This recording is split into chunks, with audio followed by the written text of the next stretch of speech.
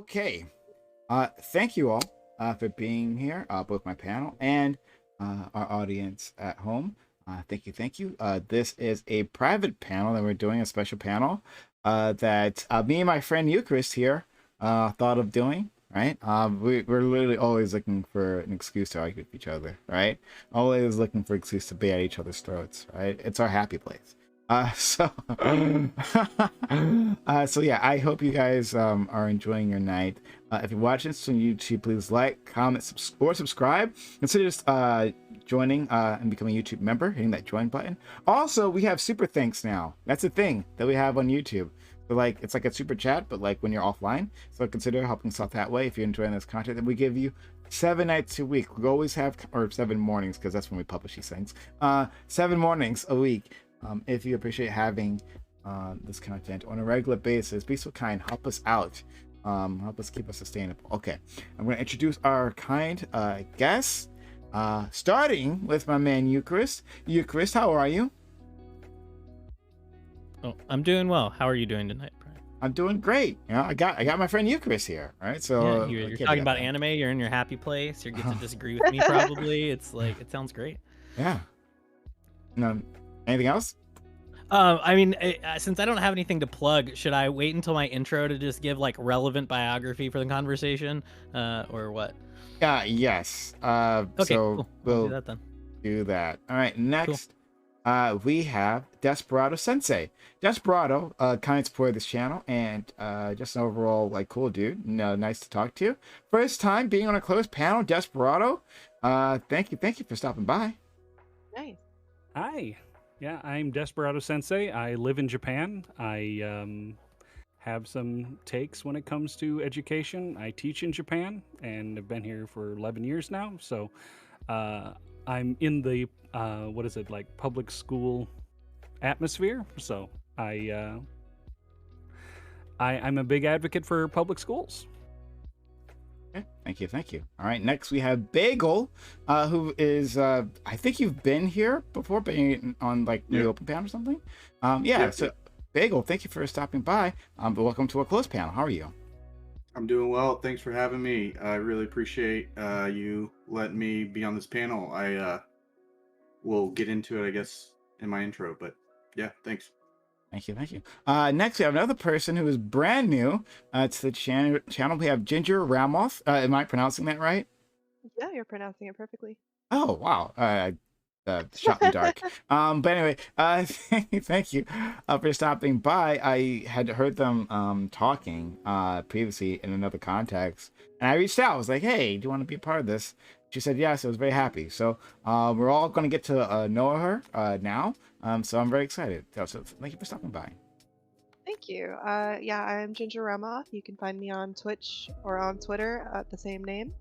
I mostly do video gaming. I started off playing Final Fantasy VII, and now I'm moving on to Crash Bandicoot. And that is basically me. In a nutshell, I was homeschooled. And I was also in a Christian private school and a public school. So got a a wide range of opinions on this topic. Okay. And last but not least, we have my friend MVP Joe Lewis. All right. Now, Joe Lewis, let me tell you about Joe Lewis. Joe Lewis, right? He cares about the black community, right? He cares about black representation. He cares about promoting black culture, right? Which is why he's introducing all you people to Negro Time, right? And has just managed to make it here. Joe Lewis, how are you, buddy? I'm doing good. What's going on? Can you hear me okay? Yeah, we can hear you, buddy. Right, good. I'm glad to be here. Technically, I made you late, so that's not true. That's kind of true. That's entirely true. What am I saying? It's a little bit true. Totally factual. Pakistani time. Okay. Let's relax. Right? No racism. Okay. But yeah, I'm really glad that our friend Joe has made it here. I'm glad you all are here, really. All right, so without further ado, let's just jump into it. Okay.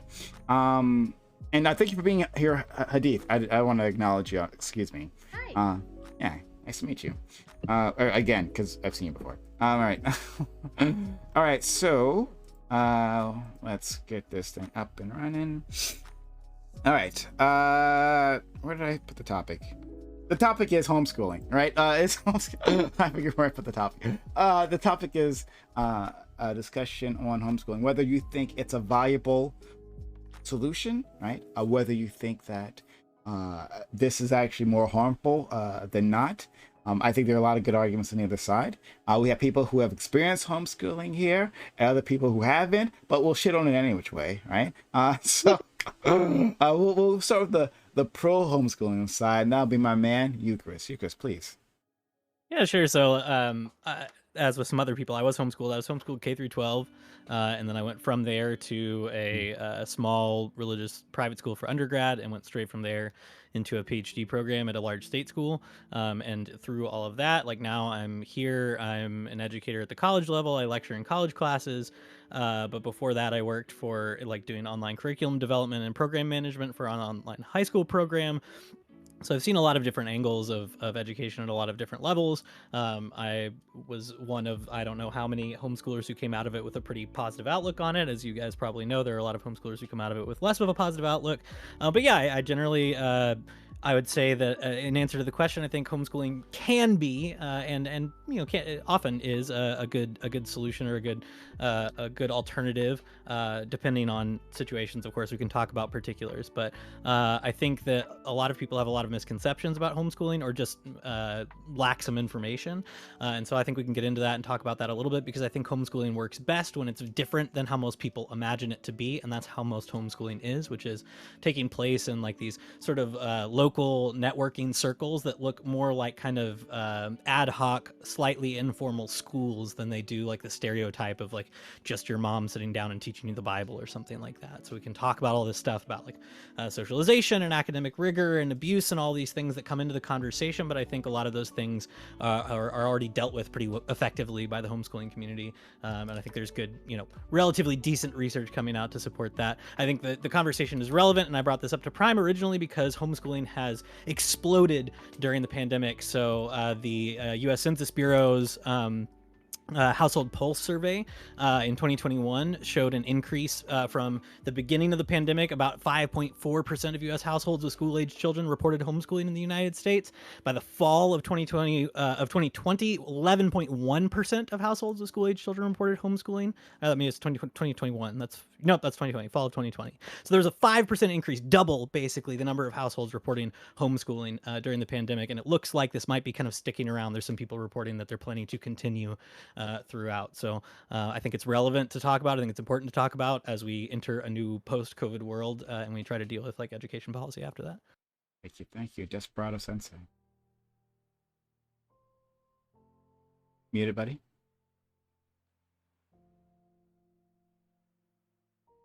I'm not 100% against homeschooling. I think that you can effectively homeschool in certain settings and whatnot, but I think that there should be at least checks, balances to how it's done to make sure it's being done effectively. Unschoolers are a serious problem, not only in the United States, but also in Canada.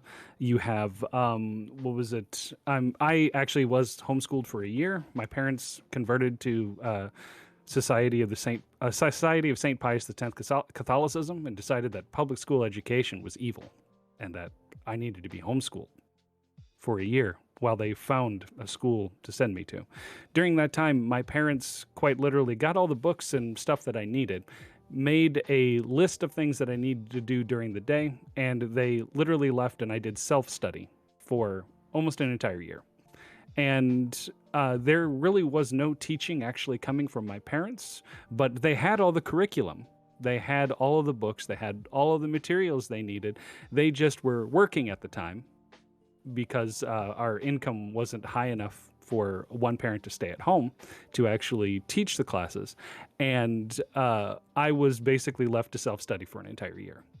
So there are qualms, and I've known people that actually had really good homeschooling atmospheres, that homeschooled for years and whatnot, did a very good job. I'm just saying that there are many different levels to this, and we shouldn't just kind of have it like unregulated homeschooling. You bagel. Yeah, no, I generally speaking, I agree with a lot of what's been said. I just full disclosure, I also was homeschooled until 7th grade. Then I went to sort of a private school, kind of charter school, and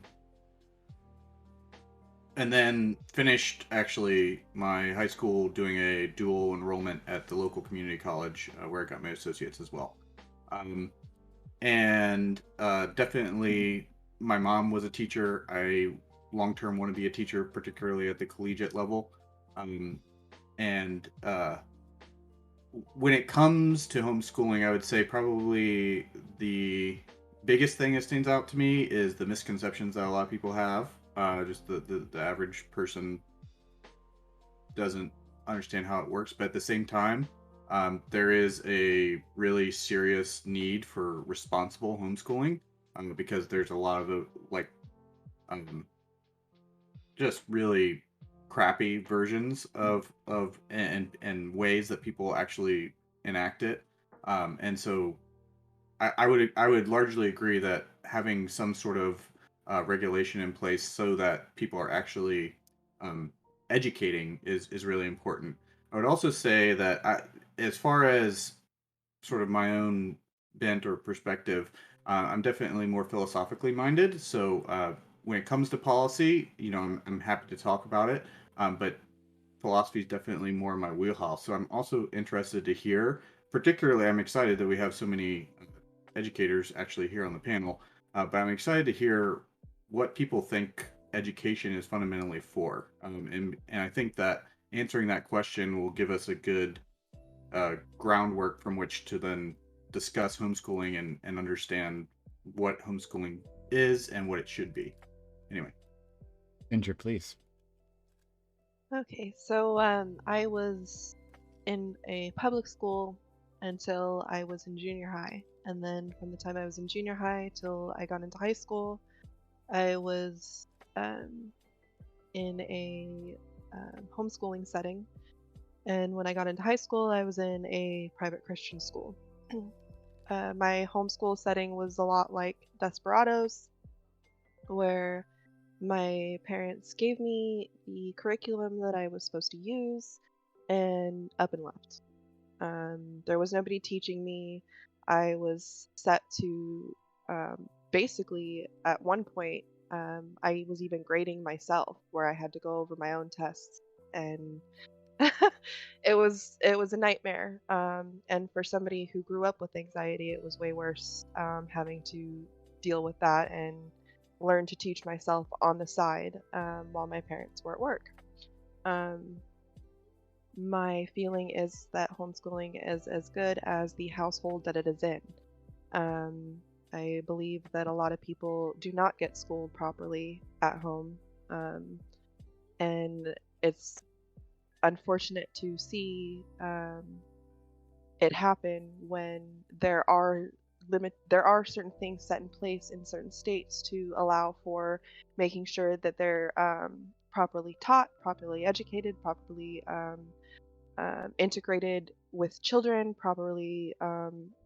There is a proper way to do it, but not a lot of people follow it. And so my thing is, in the wrong hands, it can be very dangerous. Thank you. And Joe, please. Yeah, I kind of fall. I don't even know where I fall. I'm just kind of saying what I've seen is that people choose homeschooling for one of like three reasons I was able to identify.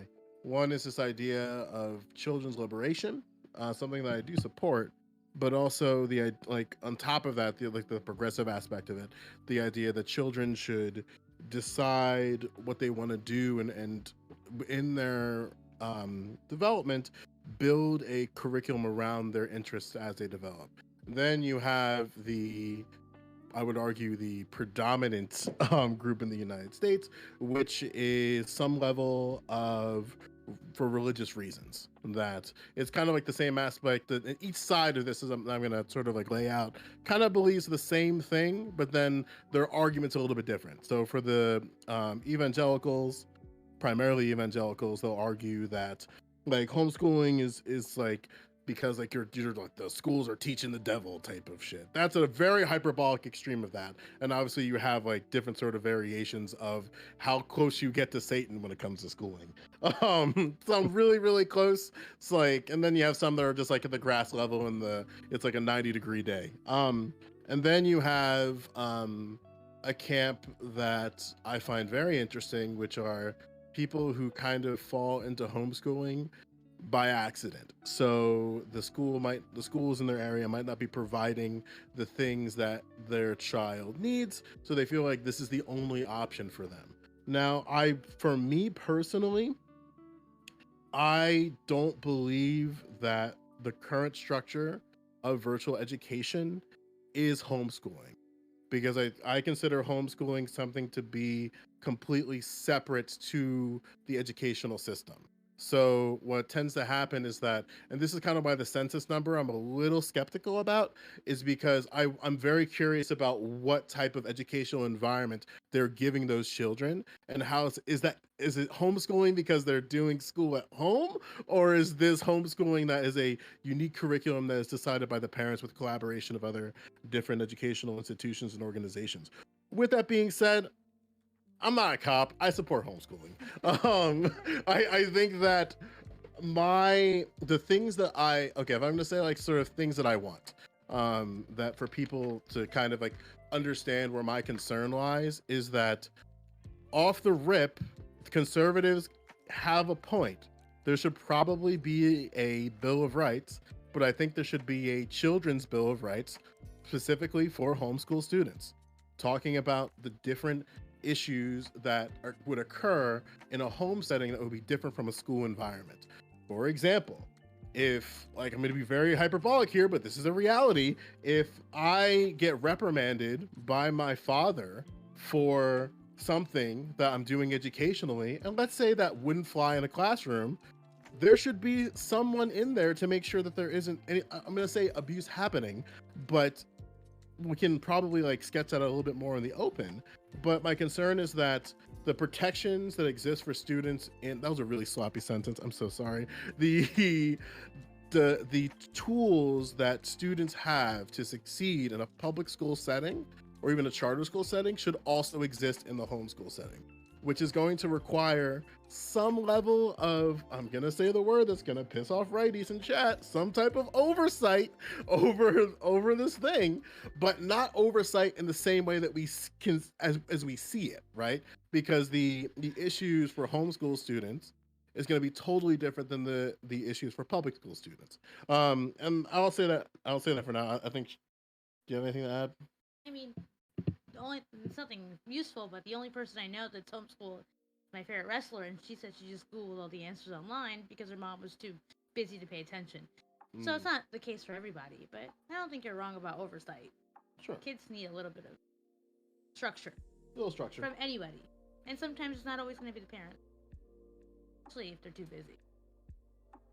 Well, thank you both. and just quickly, I'm anti-homeschooling. Because of I think there can be a lack of enrichment and support. I won't go too deeply. We'll jump into it later on. But yeah, open to the panel.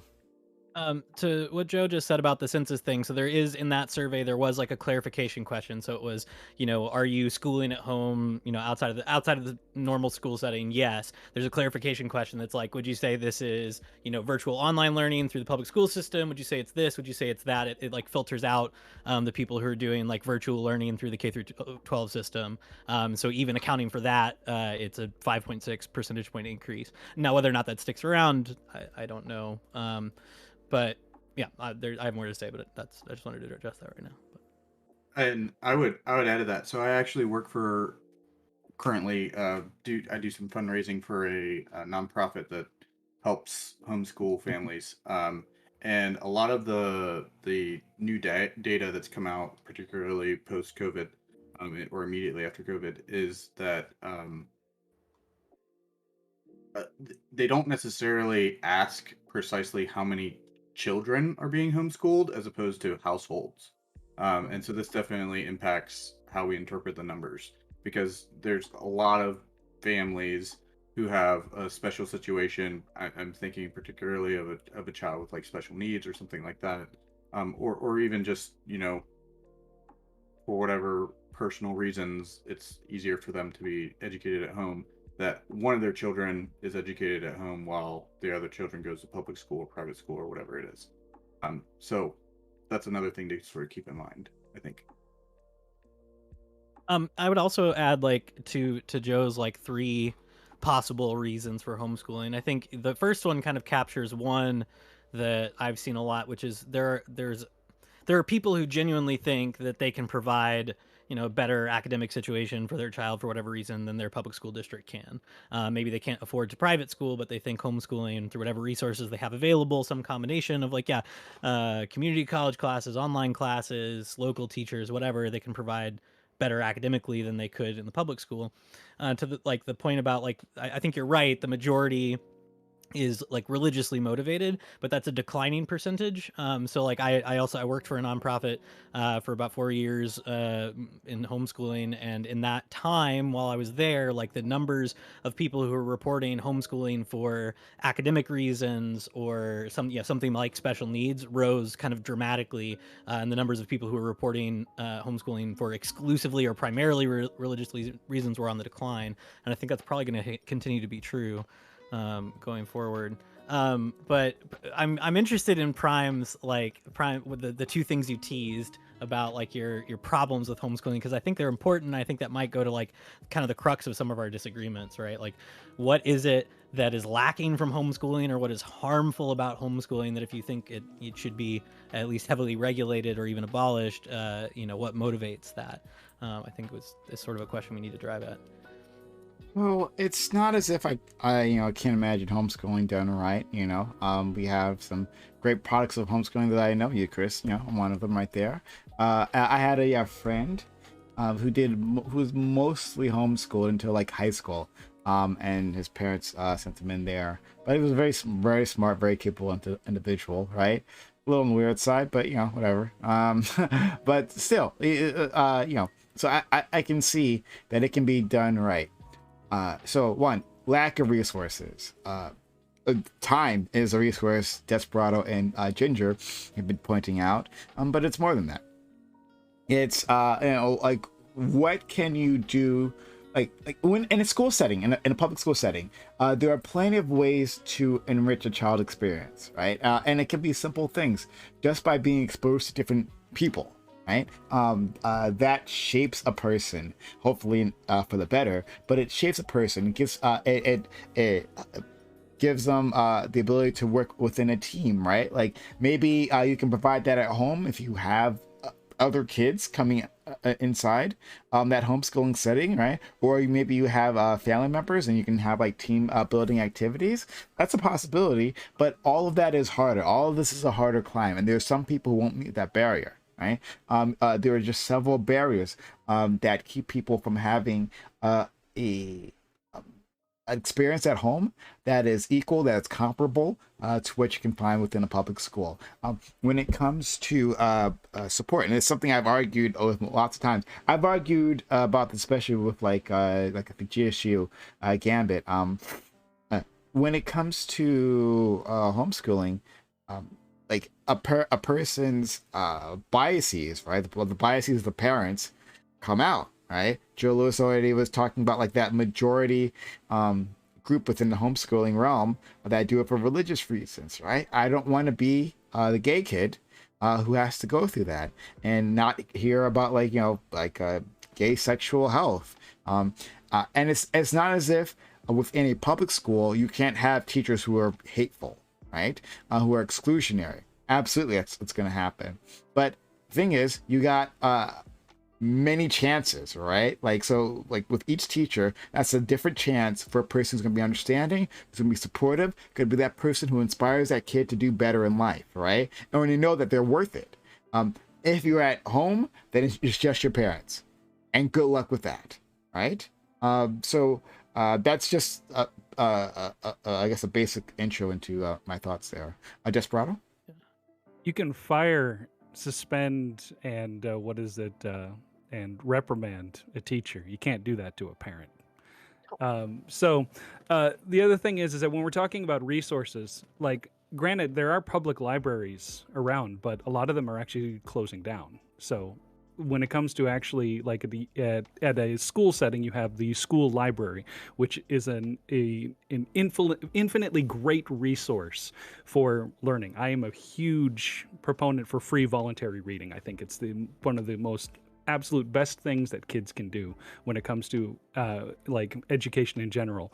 In a public school setting, you can have kids that are in music and basketball at the same time. The thing is that you can send a child to a tutor for music or whatnot, but if the child in essence wants to play the trumpet and you only know how to play the piano, the what is it, a home setting might not necessarily be the best place for that child to learn.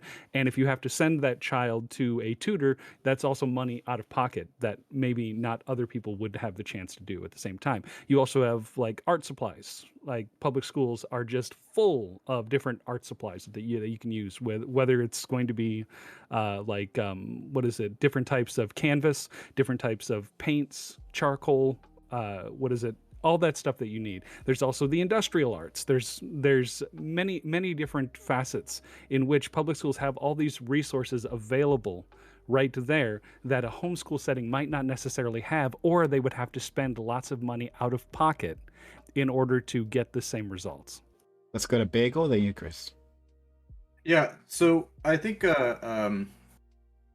this is part of the common misconception, I think, with respect to homeschooling. As far as like resources, the first one that I immediately think of is like curriculum.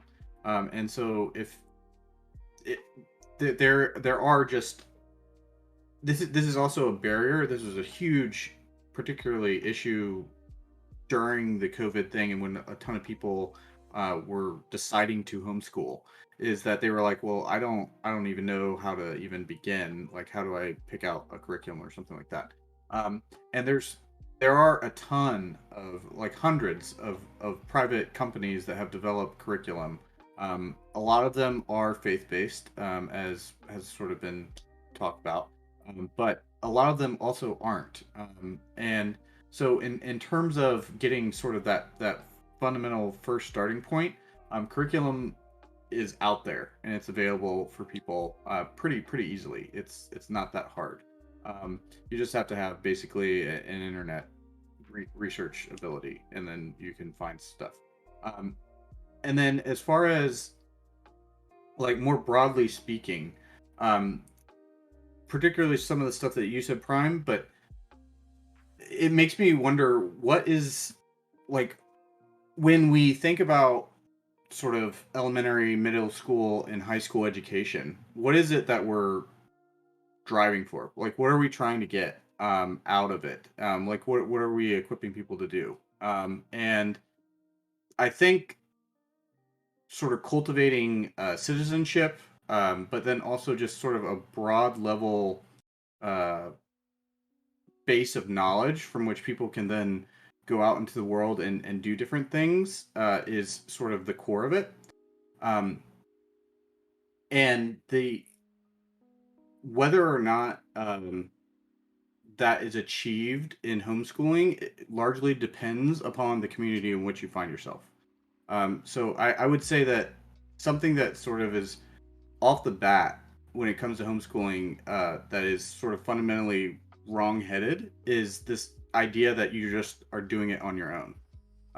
Any type of successful homeschooling that I've ever encountered, and any successful homeschooler I've ever encountered, is always a part of a broader community that also homeschools, and they take advantage of those resources that are available in groups of people, as opposed to just sort of doing it desperado, as Ginger mentioned, her parents did. And this is what I sort of meant in my intro about responsible homeschooling. I think this is the goal that we strive for. So insofar as we can craft law and policy that sort of encourages and incentivizes this sort of communal effort, the only, I think it's all upside, because what homeschooling offers is an alternative to public school, and it drives the quality of education up across the board. and that is just a, I think, immediate benefit. So that's all I'd have to say. I would say that the resources are not necessarily that hard to find. You just kind of have to look for them, and you can find them. There's a lot of like private communal, co-ops, that sort of thing, cooperatives, which you can take part in. And then two, when you actually do, like, responsible homeschooling involves a reasonable perspective on what it is that you're trying to accomplish in terms of education in general. Let's go to you, Chris, and Ginger. Yeah, so I think that Biggle's hitting on a lot of the things that I was saying at the beginning that I think might be like misconceptions that a lot of people have about how homeschooling usually operates. And so it may be useful in this conversation to maybe delineate like cases where we think are like, things that happen that we wish would not happen and how we think we can fix them versus like homeschooling is it like happens on average. Because I think what you'll find if you just go out into the homeschool world is that homeschooling is like fundamentally and mostly collaborative. It doesn't typically look like just a parent doing the education. Homeschoolers really emphasize like parent-directed education. So your parent is the one, choosing the curriculum or choosing where to send you or the co-ops that you're in, but it's not them doing the work. So I'll be an anecdote Andy for a little bit. Like I took a combination of classes through like local community colleges, at a local private school that did like ad hoc classes that were really cheap. There was a church in my area that utilized the resources of the congregation that educated people there to teach classes. So I got to take a free high school chemistry class from a PhD chemist who worked at the local chemistry plant, chemical plant rather. Same thing with my physics class, right? So these were like homeschoolers excel at community organization. You guys like community organization, right? Like homeschoolers are really, really good at this. They form local networks, they form co-ops and organizations, they help each other out where they can, and usually they try to do that in ways that are, relatively voluntary or low cost compared to maybe like a private school itself would be, right? It's not necessarily a profit motive. It's like, this is what we can do to help each other out. So there are organizations with kind of like a checkered past that you guys might want to take issue with, like Homeschool Legal Defense Association, but organizations like that keep lists of these local homeschool groups, and they keep lists of also the non-religious ones. So you can go on HSLDA's list of like local homeschool cooperative organizations, and they've got like pagans and atheists for homeschooling kind of orgs that exist, and they help them as well. They provide legal services to them as well. So I just think that's I think an important point. And so things that Desperado was talking about, like art, like my art teacher was doing art classes for $10 a month, which is basically free. You're just getting free supplies at that point. In terms of like technical arts, like we got a full-on semester class taught by a local like Honda master mechanic. He just volunteered to do it, right? Like we're just all like checking and plugging our resources and saying, hey, can you do this? Can we help each other out with this? It works really well in a lot of cases. To the like abuse or support thing, like Joe Lewis was talking about how making sure that homeschool kids are kind of like held to a same standard or aren't being abused, and I think that is important, right? I agree with Bagel on this. Like we need responsible homeschooling. I want abusive families punished. I just think there is also a misconception or a tendency to believe that homeschoolers tend to be more abusive, or that homeschool families are more likely to be abusive, or that homeschool students are likely to be abused more.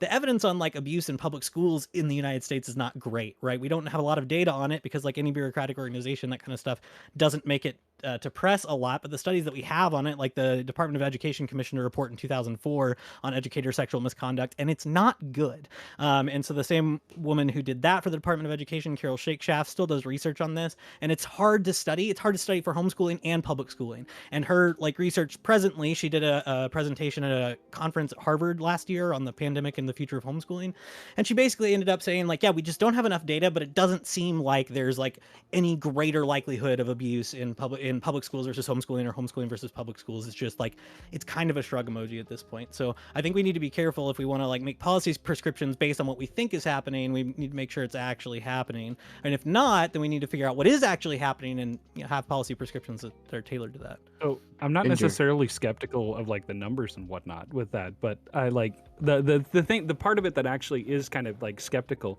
is a lot of times when people that are doing researching on homeschooling, they're pulling these numbers and whatnot. It's usually people that are actually like doing homeschooling in the way that you're talking about here, and it's not necessarily taking into account your unschoolers, your people like Ginger Ramoth and I had like that doesn't take into account those kinds of people, because those kinds of people aren't going to actually submit Right. their information to anything like that. Yeah, So no, the actual the number, sorry. the other thing is like there's also different groups as well that pull their kids out of school. And a lot of these tend to be either hyper religious or like completely like anti-government types. Will literally pull their kids out of school, and then they'll tell the school that this is their curriculum, this is their textbook, this is all of their materials, and the instruction they get is like, all right, we're going to do math on how to fix this tractor. All right, your physics class is now lifting hay bales to see how many hay bales you can get on top of a a stack. Let's do our English class, and what we're going to do is we're going to write notes on everything that we need to do to make sure that the chicken barn is up to snuff. Yeah. So I see these people all the time. Like, I know these people, and I know that these are the people that fall through the cracks, and they're never counted in the numbers. Well, let's let Ginger go. She's been waiting, and then you, Chris, and Well, I can guarantee that I was not counted in one of those numbers. Same My here. parents, yeah, there's although it wasn't like that, we moved around too much to be a part of any census Mhm. ever for a while. I mean, Yeah. I moved out of state twice in 1 year and moved 4 times total that year. So we moved around a lot, and which is one of the reasons why my parents kept me homeschooled. But the reason why they put me in homeschool is because by the time I was in junior high, the junior highs in Las Vegas, and well, the high schools and the elementary schools had gotten to the point where they had so many students that they had a day school and a night school. So there were kids that went to school at like 5 in the morning, got off at like noon, and then there were kids that went to school at like 11:30 and then didn't get home till like 6 o'clock. And the teacher to student ratio was unbelievable. So it forced my parents' hand, whereas there were a lot of dangerous things going on in the school because there wasn't enough adult bodies to take care of the amount of children that were in the schools. So they decided to pull me out. However, because they their income was very low, they couldn't do what was necessary to keep me in the education system.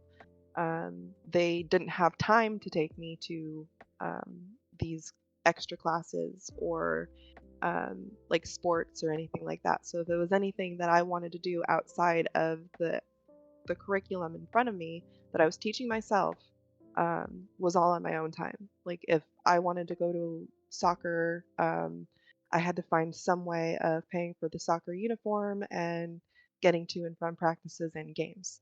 That was just the typical day for me. Not because they didn't care, not because they didn't love me. They literally had no time. They, my dad worked 3 jobs just to keep a roof over our heads while my mom was working a part-time job dealing with depression. So, these are the kind of kids that I think that Desperado is, discussing, whereas they fall through the cracks and they can't be counted in the senses of how well they're being taken care of. I had a bunch of different curriculums throughout my time, and that was just the way that my parents did it. They found little shortcuts here and there. The internet was just kind of taking off, so they found little shady websites of here your kid can come and learn for free and blah blah blah, and that's pretty much what I did. Had I not cared about my own education, I wouldn't have had an education at all because they didn't check up on me. As that's just kind of how it was. But I do feel that the unfortunate part is that a lot of people who are actually forced into homeschooling because they're afraid of putting their kid into public school don't have the resources or the time or the money to have a kid homeschooled. So that's where we, fall into the dangerous areas of leaving a kid to their own devices when they're at home alone. They shouldn't be home at home alone. All kinds of things that just get into dangerous territories for me. And Let's go to especially you, when you have like Chris. the Let's go to you, Chris, and then I'm not sure, Joe, if you had your hand up for a second. I'm not sure, but yeah. okay, you, Chris, and Joe. Yeah, I'll try to be fast 'cause I've been talking too much. I'm sorry. I agree. Like people fall through the cracks, and that's why like I don't like to cite. I don't really put any stock in most of the research on homeschooling in particular because the data is so hard to come by. Like all these studies that are like actually homeschoolers outperform their academic peers in public school because there's a huge selection bias problem, right? They're not good studies because you're right. There are these people who are just not taken into account. There's just in a lot of states that so like I've got a map up. There's a bunch of states: Montana, Texas. I'm sorry, Idaho, Texas, Oklahoma, Alaska, Missouri, Iowa, Illinois, Michigan, Indiana, New Jersey, and Connecticut require no notice to the public school district that you're homeschooling. You can just show up there, move there, never tell them that your kid is in that district, and just homeschool them, right? So there's no real way to get data on those people. So I don't put a lot of stock in studies on homeschooling in particular when it comes to like academic prowess or whatever. What I'm looking for is like any indication that the things that we can track, when people do choose to pull their kids out of school for whatever reason,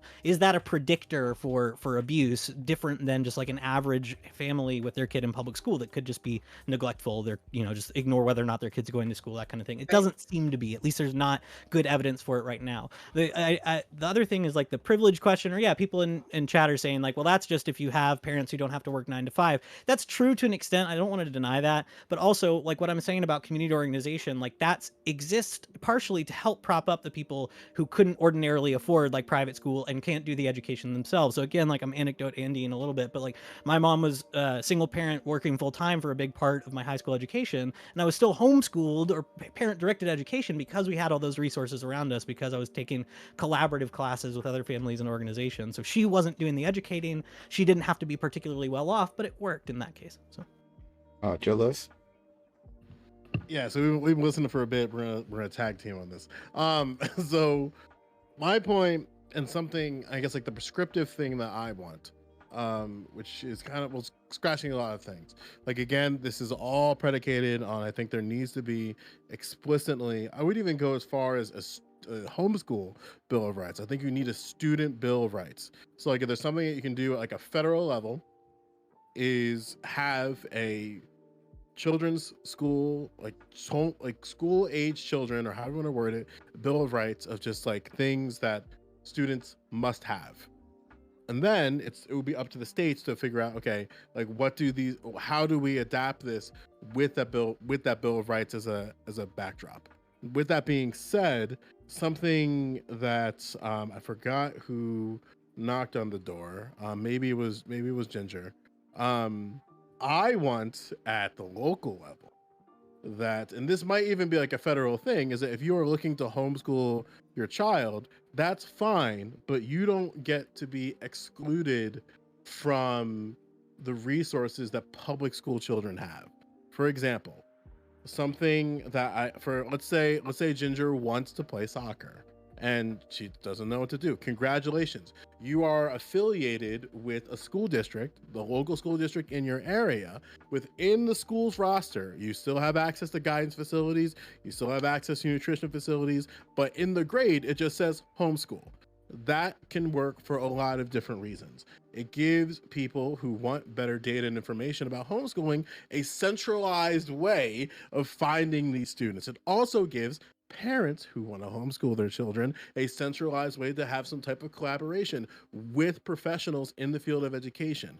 Now, I'm not saying it turned into just like happy-go-lucky like fantasy land where you just get to go and take a vacation, but I think that and that's all I really want public schools to do in that capacity. Otherwise, I generally want to stay hands off. Where if there are things of collaboration, like for example, like if there's like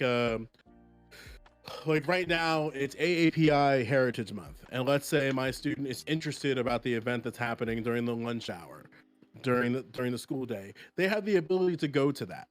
But generally speaking, I'm not a big fan of public schools when they have this level of attachment that I'm talking about directly putting their hand in the pot of what parents should be doing in the educational environment.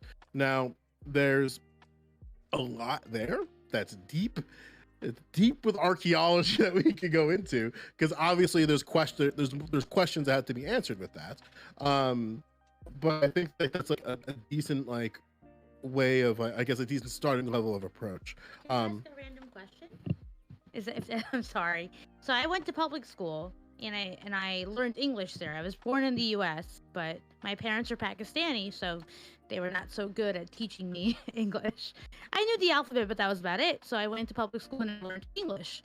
And I don't really know, like, if your parents are, for example, like mine, very intelligent but not so great in 2000 or 1999 at navigating the internet, would they be able to if you're like a first generation immigrant, if your parents don't know English that well? Because public school for me was weird navigating it because they weren't used to things like permission slips, and like after school activities were like not even a thing for me because they didn't really quite get that. So I don't know. I wonder like how would homeschooling work? They don't have cricket in the school system.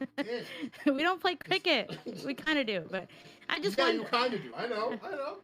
I just wonder how that would work for an immigrant coming into the U.S. who doesn't maybe really know how to navigate the platforms. But I don't know any other immigrants I don't really know many people that are homeschooled, but let alone any immigrants that are homeschooled and how that would work. Just a random question. I don't know if anybody else knows how that would work. I mean, I feel like there should be something in place to help them out, but I guess that's asking a lot. So I don't know. I honestly don't know. If Big or Eucharist have answered that question, then we'll go to Desperado. I'll be right back. Okay. Yeah. Go ahead. Oh, okay. So I think we got, what is it, past my topic, but I had something, what is it that I was going to add to what Joe Lewis is saying. I think that's absolutely fantastic. What is it? Japan uses something similar to that currently, right now. What they basically have is the student that's homeschooled has a desk and a chair and everything in the in the classroom, like their homeroom classroom. They have a homeroom teacher. That homeroom teacher has to meet with them 3 times a year, and those children actually do still have access to all like the after school club activities as well, and they're invited to all the events at the school at the same time. I think that that's a good way to do it. I have a real big problem with how schools are funded currently. And I really worry about not only the homeschoolers that fall through the cracks, sort of thing, but the like lower income families and whatnot inside the public schools that could be negatively affected by an exodus of people that are necessarily leaving the public school setting. I think we could work something out. Like we could come to an agreement if we can maintain the same level of funding for the school while allowing that at the same time, because I think that if you try to work with the system as it is currently and too many people leave, you're going to basically have a large majority of people that are going to be like completely affected by this negatively. Yeah, I think that's right. I think you also will see, given sort of way much further down the road, within 10 years or so, this playing out in the way that you're talking about, Desperado, in the public school system because of COVID in particular. You're going to see the level of achievement drop, I think, from public schools, precisely because there is a very big exodus going on right now, and that's not all just to homeschooling. Private schools are right now jumping up like crazy. They're just all over the place, and so a lot of parents are sending their children to private schools, or hoping or trying to. I mean, they're in the area that I live. There's just wait lists for every single private school, just huge wait lists. And there's a lot of reasons for this. I think, well, one, COVID with all the sort of movement restrictions and everything is a natural driver. But then also, because students were home so much, parents started actually looking at the curriculum and educational criteria that's actually in the public schools right now, and a lot of them are extremely dissatisfied. And this has nothing to do with any sort of religious conviction. It's just they think that their child is not getting a quality education, and I think this is a real problem that needs to be addressed, and it goes hand in hand also with the huge drive for public school teachers to leave the public school system that's going on right now. There's also a huge amount of public school teachers who are frustrated with just how the bureaucratic system works, or are frustrated with the sort of the level of education that they're able to provide, whatever it is. They're leaving the public school system and then becoming private school teachers, or just leaving education entirely. And that is a tragedy as well. And so I think it's absolutely essential that we have a public school system, but that at the same time that it's fundamentally healthy. And so definitely looking at those sorts of things, I think is really, really important. Last thing I'll say before passing it off to somebody else is that a lot of states have standardized, or essentially standardized, testing at the end of every year that homeschoolers are required to have. Not all states do, and this is a sort of a constitutional issue as well. But essentially, states get a lot of leeway in terms of educational policy, and a lot of them, though, do have these requirements where homeschoolers are required to come each year at the end of the year and take a test to basically say, basically a test that is sort of just a summary of what is standard for somebody to learn in the grade that they happen to be in. And I think this is for instance, the entire time I was homeschooled, I had to take one every single year, and I thought it was very, very effective because it was a non-invasive way to provide this oversight that I think is fundamentally necessary, but at the same time not sort of have the state get too involved in terms of the actual day-to-day ongoings of home education. Anyway. Go to Desperado, then Ginger, and then you got something on the stage. So a few things here. Most teachers worth their salt will tell you that standardized tests are shit. Yeah. So the majority of them, the majority of them were put in place after No Child Left Behind in like 2001, I think. And the main thing is that those standardized tests are tied to funding to the schools because of No Child Left Behind. And because that is the case, that means that teachers have to teach to the test because of the legislation put in place. Because if they don't, they lose their job security. They lose, they can lose funding to the school. They can lose all of this stuff. So they're in a position where they're forced to do this. Not to mention, No Child Left Behind did a whole bunch of other crap where it took World Geography, made it so it wasn't like a class, like a not an elective, like a required class, and they made it U.S. history instead. So there's other things, but the main thing I want to say is, public education has a lot of problems with it. But the thing is that the main problem with the education system is the fact that education, especially public education, is one of the only institutions in which the people that are forcing the curriculum and the people that are trying to make the changes aren't necessarily the educators.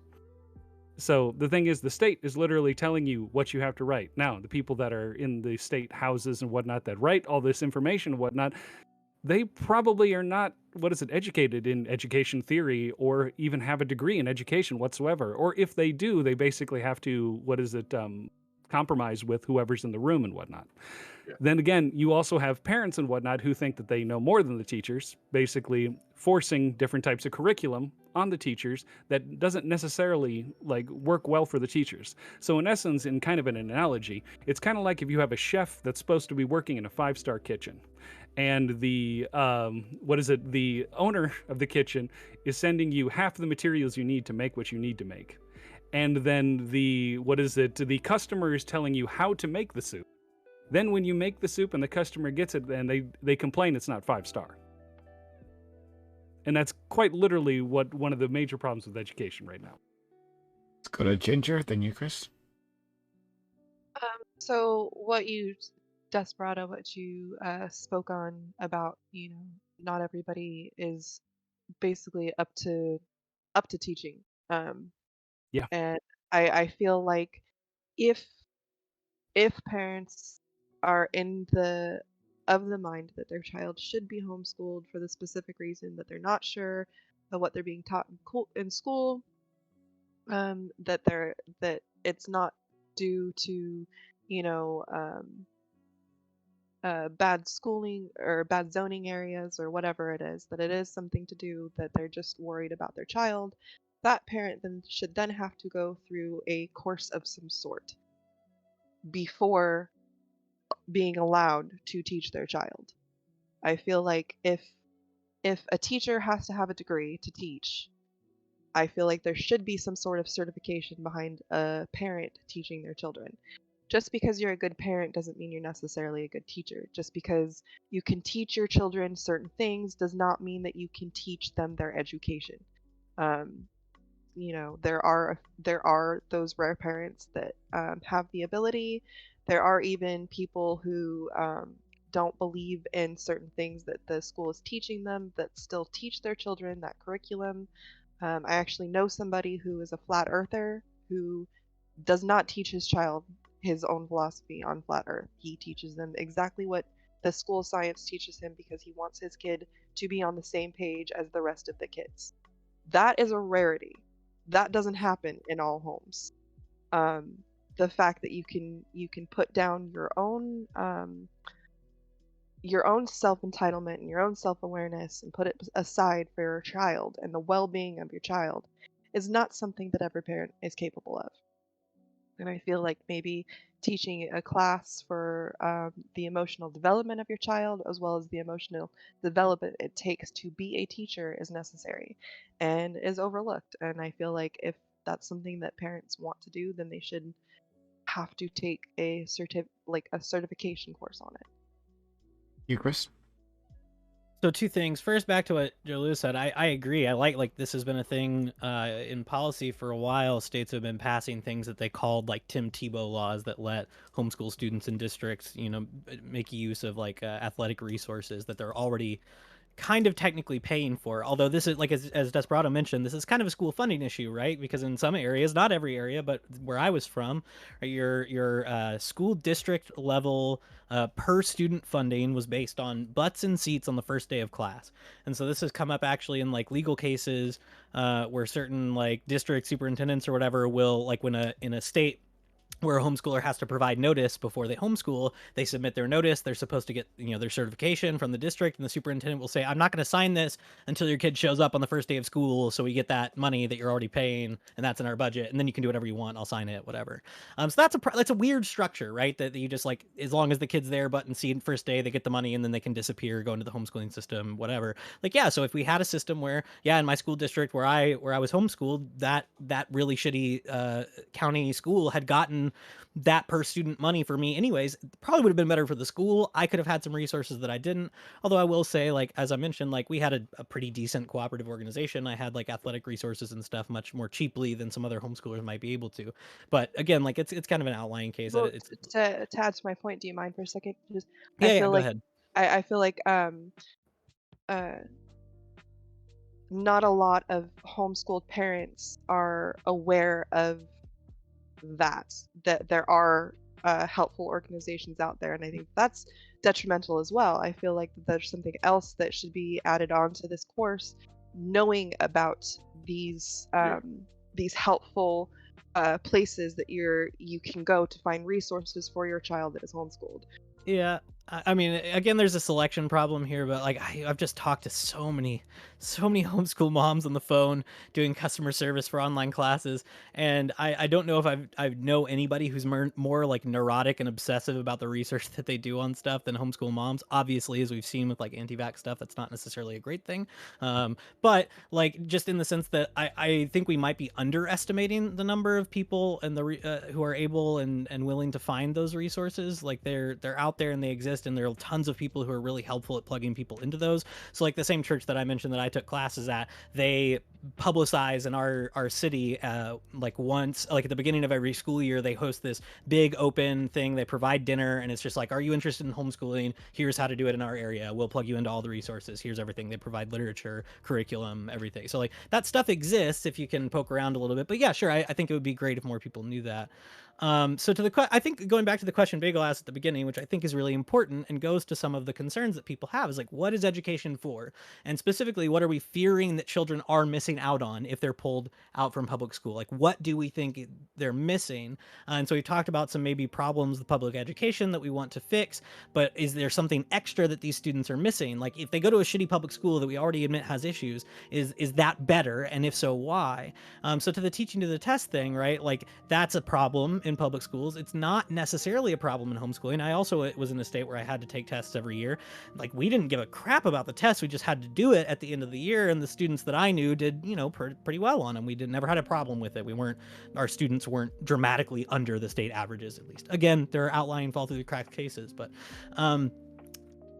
on the question of like who we want teaching and the kind of expertise that we want, this might be where we could have the most of a fight, because I know the people in the education school at my university, and I don't know if I want them being the ones deciding the curriculum and teaching my kids. I don't know if I like the chef analogy, because with the chef analogy, you know, you can be a chef who thinks you know a lot about cooking and cooking theory and how to cook, but if everybody in the restaurant says your soup is shit and I don't want to eat it, then maybe you don't actually know shit about soup, right? So maybe that's what's happening in some public schools. Maybe not all, some, right? And so to the question of like who's fit to teach with parents, as I mentioned, I think we might be overestimating the number of homeschooling instances where it is just the parent doing this.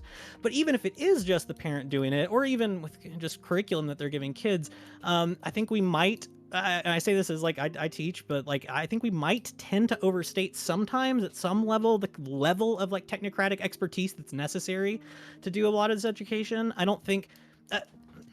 I'll just say, I think with the number of homeschoolers that we have in our country, if there was a significant problem with parent-directed education leading to terribly worse outcomes academically, or if they were just completely unfit to teach or decide who should teach their children, there would be some evidence for that. And we've had 3-4 decades of legalized homeschooling now, and it just doesn't seem to exist. So again, I'll admit, yes, there are outlying cases. I'm not going to say homeschooling is academically perfect and wonderful and it's better for everyone, but I just don't think the evidence is there that parents just suck that badly at teaching their kids or figuring out who should teach their kids once they pull them out of school. Just a really quick point.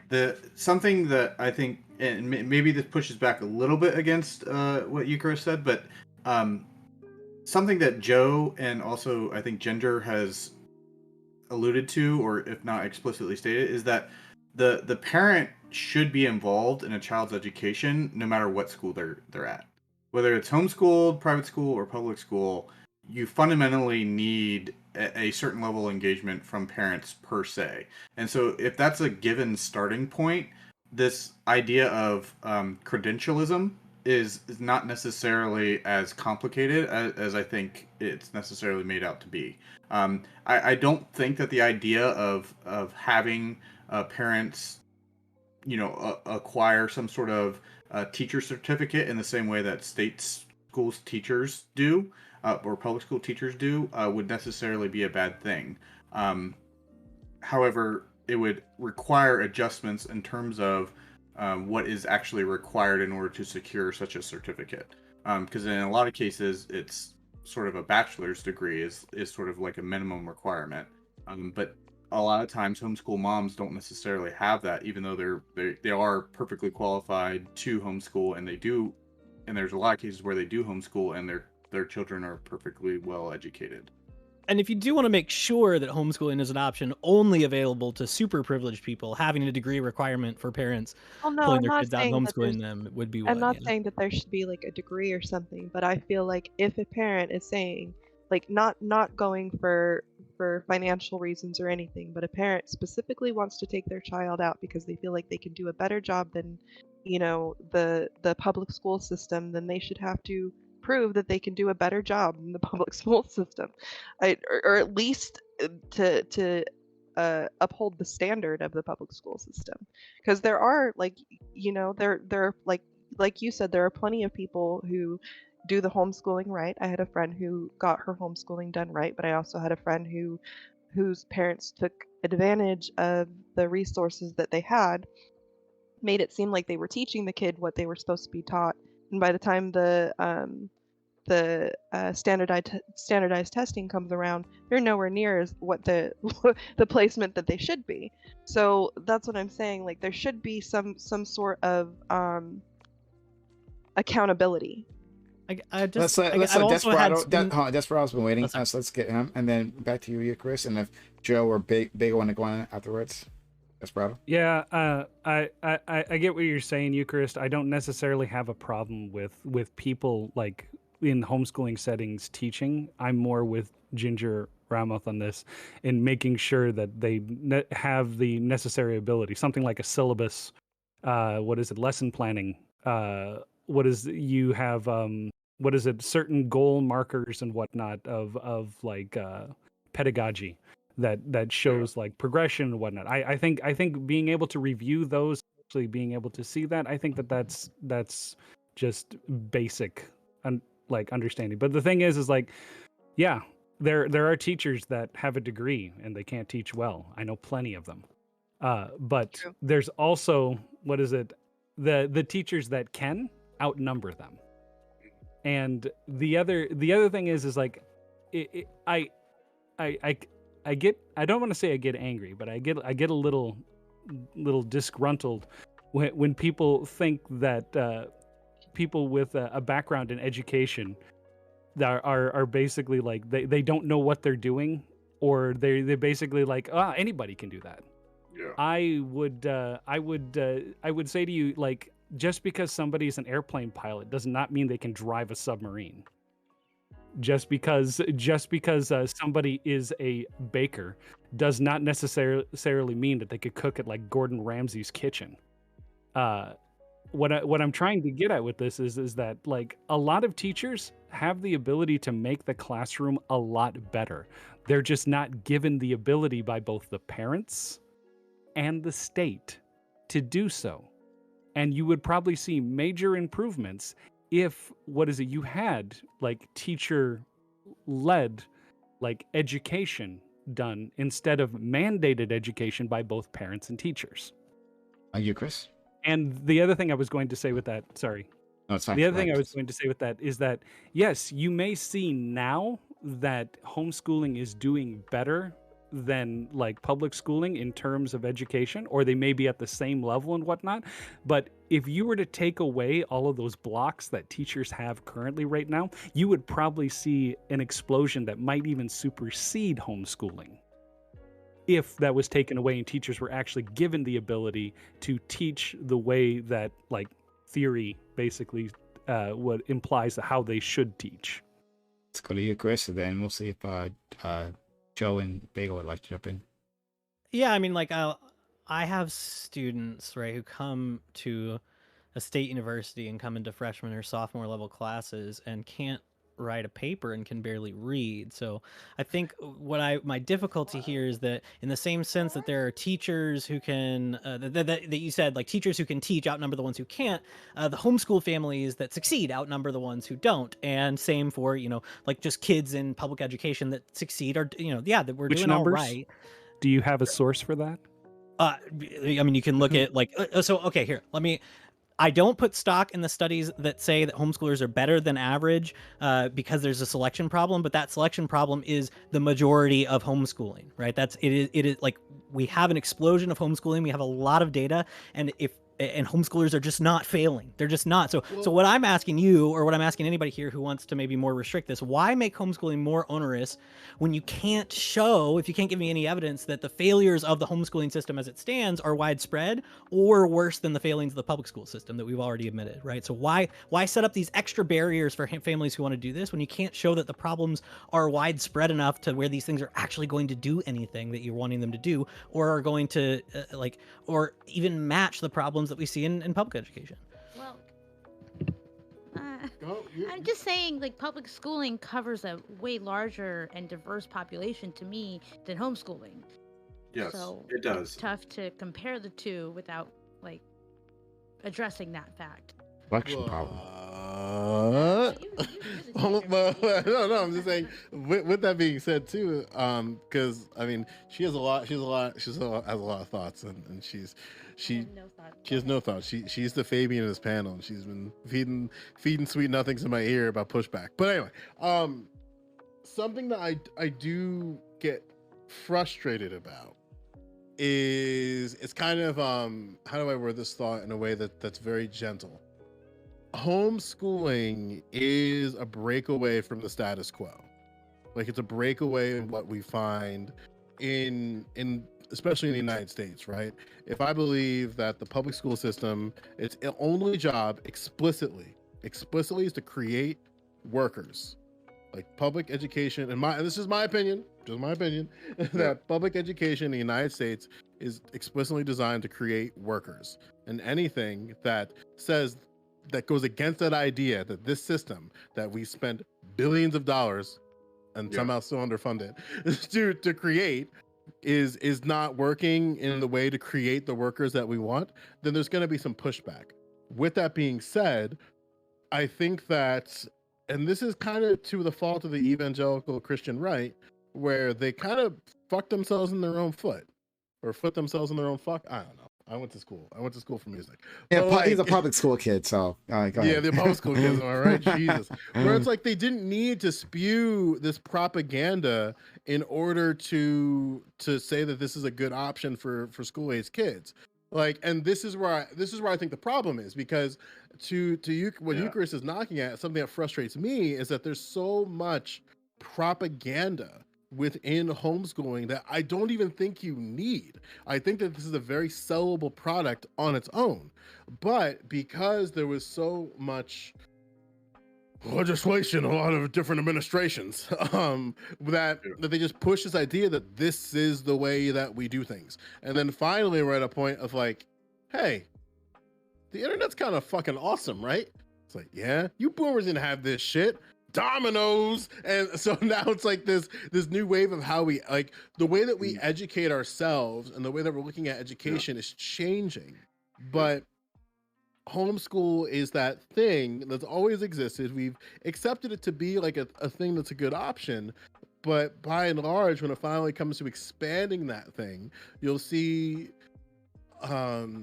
if I'm being direct here, Democrats push back in ways of talking about like how funding might work and the sort of like the bureaucratic and sort of administrative duct tape aspect, where conservatives want it to be just kind of, and I'm saying conservatives, I'm explicitly jabbing at the evangelical Christian right, that they kind of just want an open season where they just can use the Bible as a source. And it's like, I mean, unironically, I think that's an option that parents can make, but that can't be the be-all end-all option that parents make as the acceptable thing.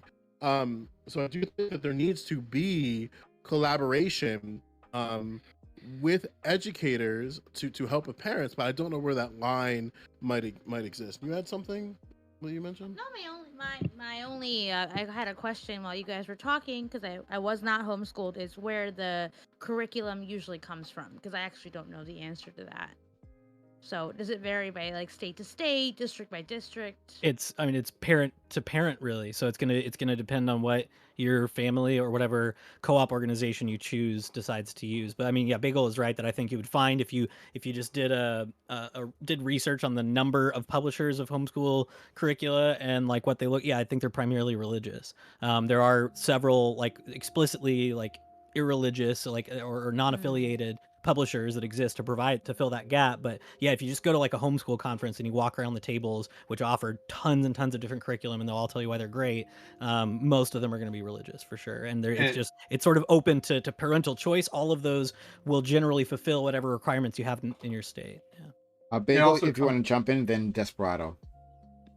It also comes from people who actually have like PhDs and masters in education and pedagogy in particular, in terms of developing curriculum, that sort of thing. And so they write it and put it together, and then a publishing company, publicizes it, and then parents buy it, or co-op groups buy it, or whatever.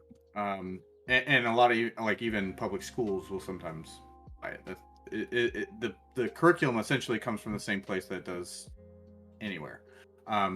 The other thing I would say, maybe push back a little bit to Joe, what Joe was saying is, I definitely understand the concern about sort of indoctrination, I guess is a good way to talk about it. However, I would say that there there is no sort of value neutral position in the first place. I think education per se is a type of indoctrination, and I think you see this in particularly in the discussion about CRT right now. Um, the no matter where you're going to school, whether it's public school, private school, or your homeschool, charter school, magnet school, whatever it is, there's always going to be sort of implicit assumptions that are necessary for you to even start. And these assumptions inform how you view different issues across the board. And so to say that somehow evangelical, Christians, and for the record, I'm not evangelical, I'm Catholic, but still, to say that evangelical Christians have some sort of you know extreme bias in terms of indoctrination or something along those lines, I would say it's just a matter of perspective. That is not particularly meaningful insofar as in public school you are also taught science and everything else in a very specific sort of way, and it often very closely follows cultural and regional geographic assumptions and biases. And so this is why you have people pushing for CRT in public schools or any other types of alternative history telling in public schools, as well as in private schools, as well as in homeschooling and everything else. Precisely, it's an issue because the argument is essentially that education up to this point has been biased in such a way that these minority groups or whoever have been disparaged unnecessarily in terms of the teaching of history. So I don't think that there's any. I don't think there is such a thing as an educational model that is sort of completely objective or neutral. You're always going to be having. You're always going to be coming from somewhere in terms of how you are teaching kids, and so and their worldviews and how they're going to understand the world and understand politics is necessarily tied up into their education, which is why it's so fundamentally important that their parents are actually involved in their education. Because if it just as a matter of at the level of political theory, if it's just the state sort of telling people how to be the perfect citizen, you're going to have a bunch of NPCs, and that never sort of questions anything. And this is certainly, at least not here in the United States, it's certainly not the sort of society and the sort of citizen that we actually ultimately want. We want people who can think for themselves, who can express themselves in ways that they find to be right, and then engage in panels like these and an argument of ideas and come to an agreement, or even retain this sort of healthy disagreement about what society should be like. But when we don't have this sort of alternative way of talking about things, even from the very start, as as a kid, uh, you're not going to have these expressions of authenticity, these expressions of individuality, this expressions of free thought, essentially. So I think there's some fundamental questions here that need to be addressed. Was it Desperado Sensei? You were been waiting. Oh, I'm sorry. I kind of got sidetracked and I forgot what my point was. I had to go do something really quick. My bad. Okay. If Deirdre has something to say, then we'll go to you, Chris. Well, I agree that I feel like parents should be a part of the education system, or their children's education. I do feel like there are a lot of people who say, "Here, go to school, learn what you need to," and don't do any add-ons to help the kid out with schooling. I mean, you should know what your kids are learning. I mean, I don't know. And I don't know. What's up? Oh shit. I'm still listening. Okay. yeah, no, I feel like, there should be definite part of like knowing what your children are learning, not just because you want to know what they're learning, but you should also be a part of their lives in that sense, help them grow with it. You know, that's all I have to say on that. You, Chris? Yeah, I mean, to what Bagel said earlier, and maybe Joe can confirm this, I can't find the particular study right now, but the research that I've seen on like educational outcomes is just like whatever mode of education you have, public, private, homeschool, one of the biggest determinants of how successful the student is parental involvement on some level. So yeah, I mean, if you have a homeschool parent who's completely checked out, that's going to suck, just like it's going to suck for a kid who's like, parent doesn't even care if they make it to school and they're not paying attention, that sort of thing. So yeah, parental involvement matters, I think, in any of these cases, and we're going to see bad outcomes if parents are not involved, however we're doing it. I wanted to answer better what Desperado asked earlier, like what I was looking at to say that I think the majority of homeschoolers are not drastically failing. So what I'm leaning on for that is like I mentioned before, there was this conference at Harvard Kennedy School last year, post-pandemic and the future of homeschooling. I'll put the link to the whole thing in chat, but you can go and we can watch all the presentations. And I love this conference because it's a really good mix of just like rabidly pro-homeschool people, rabidly anti-homeschool people. Elizabeth Bartholet from Harvard Law School, who like is just like, we need to ban homeschooling now, was there, that kind of thing. And all these people are presenting, research and arguments on homeschooling on different topics. They had panels over several weeks on things like, is it time to change homeschool law, growth and diversity post-pandemic in homeschooling. And so one of the things that I was looking at is Sarah Grady, who's a statistician with the U.S. Department of Education. She looks at who is homeschooling. And so people brought this up in the chat that homeschooling may be a form of segregation. It depends on how you're defining segregation. It seems that the majority of people who are homeschooling rank at poor or near poor compared to non-poor. So 3.9% of the, it's just one set of data that they're looking at, but 3.9% were poor, 4.7% were near poor, 2.6% were non-poor. So maybe it's not as segregating as we think. It's not as privileged as we think. And then the other thing that I was looking at was a collection of research called Are Homeschoolers Prepared for Life, that was presented at this conference. Two professors, University of Alabama, State University of New York. And the answer is we can't answer that question one way or another because the data is kind of ambiguous at this point, but there is at least no clear evidence that homeschooling is harming people. And there's no clear and generalizable evidence that homeschooling is necessarily benefiting people. And so going to like my point at the end of that was, I think if we're going to say we need to have some sort of widespread change, if we think there's some requirement we need to set up, some new barrier that we need to erect to prevent certain people from homeschooling, I think we need to have some evidence to say that there is a problem and this is going to fix that problem, as opposed to just like those people are going to fall through the cracks no matter what, whether their kids are in public school or in homeschool.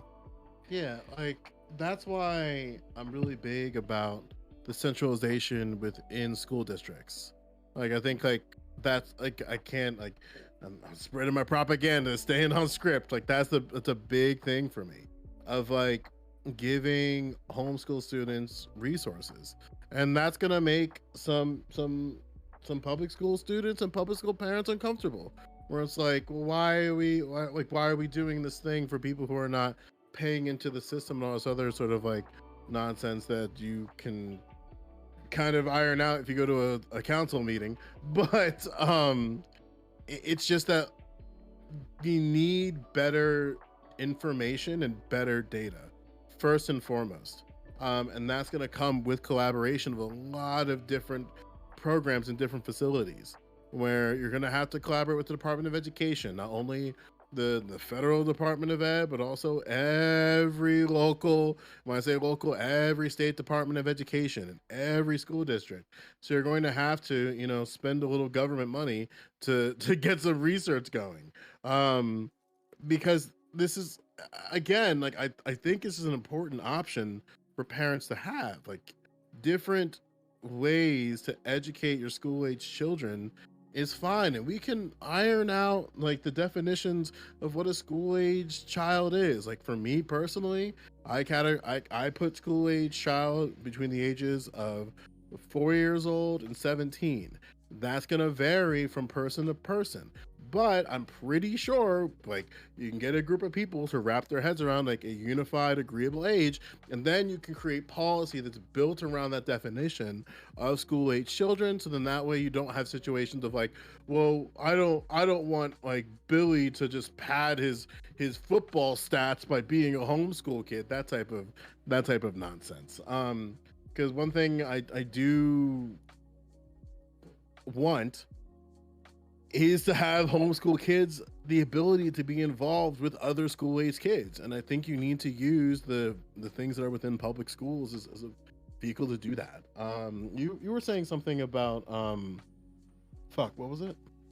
No, it was just about like parental involvement. I feel like what negatively affects public school kids can also negatively affect homeschool kids.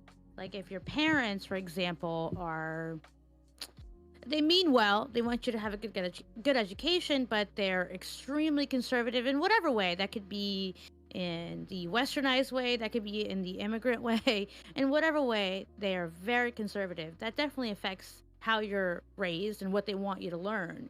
And that can affect you if you're in public school or homeschooled. For me personally, like public school opened me up to a lot of things I would never have learned with my parents. But then again, I was raised in a pretty like liberal state where things like sex ed were taught to me starting at like grade 4, and that's not always true for other states. So I understand that, but I know like it's not like my mom would have given me that talk by herself. I learned that in school. Right. But I know it's not true for all states all across, the US, but I feel like the same things that would negatively affect someone in a public school can also have the same bearing if you're being homeschooled by the same kind of parents.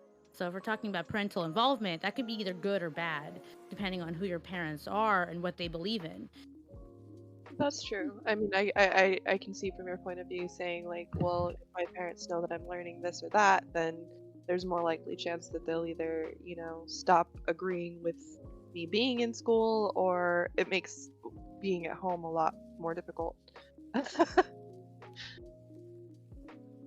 Yeah, I think also though this is just part of education. I mean, there's more teachers here than me, but basically, there's also certain kinds of knowledge and certain kinds of understanding that is just appropriate for people at different points in their life, and also in terms of their just in general, right? Like there's certain things that are appropriate for somebody to learn about, whether it has to do with some sort of level of personal maturity, or it has to do with something that they're cognitively able to deal with. Like you're not going to teach physics to an 8th grader. Like they're just not going to be able to handle it. It depends on the 8th grader. I don't know. Depends. Well, yeah. It depends. Yeah, no, I know. Well, yeah, for the most part, though, on average, I would say that that's probably true. And the same thing, we also don't, that's the other thing, is that a lot of the time when you standardize things in terms of like public schools, this sort of nuance in terms of what education fundamentally is gets lost.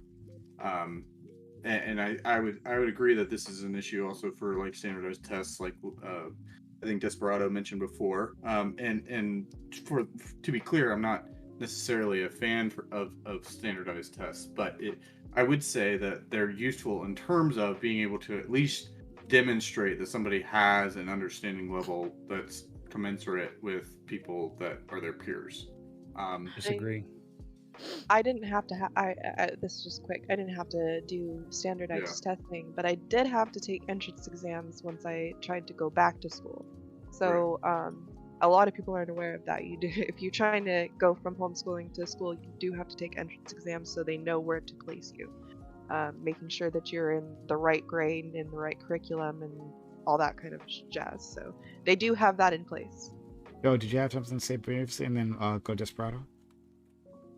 Making sure. Go. I'm just making sure. Like I know Joe or Hadith. Yeah, I think we're good. Are you okay? Yeah. All right. Okay. I'm still listening. All right, Desperado. Yeah, standardized tests are crap. If you did them once a year, that'd be great. But the thing is, the main problem with standardized tests is that a lot of times what happens is that the teacher teaches for the test itself and doesn't necessarily make it so that the information is understood. The kids are usually committed to short-term memory, which only takes maybe 2 weeks. Like after 2 weeks, it's usually gone. Maybe something sticks around, but 2-3 weeks, it's usually gone after that period. The other thing is that, and you can pretty much ask any teacher this if you want, but when it comes to standardized testing, there are kids that are the absolute smartest kids in class, or they're absolute shit at taking tests. They couldn't take a test to save their life.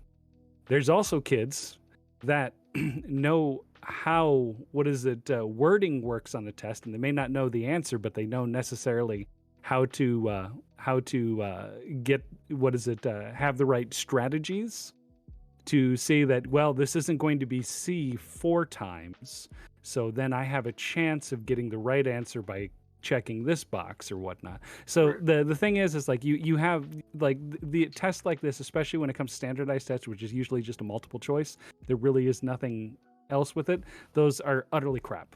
Like complete crap. Like if you want to use it once a year to kind of gauge where the students are at, fine. But I wouldn't use them on a regular basis for anything. Yeah. So What was your experience with APs?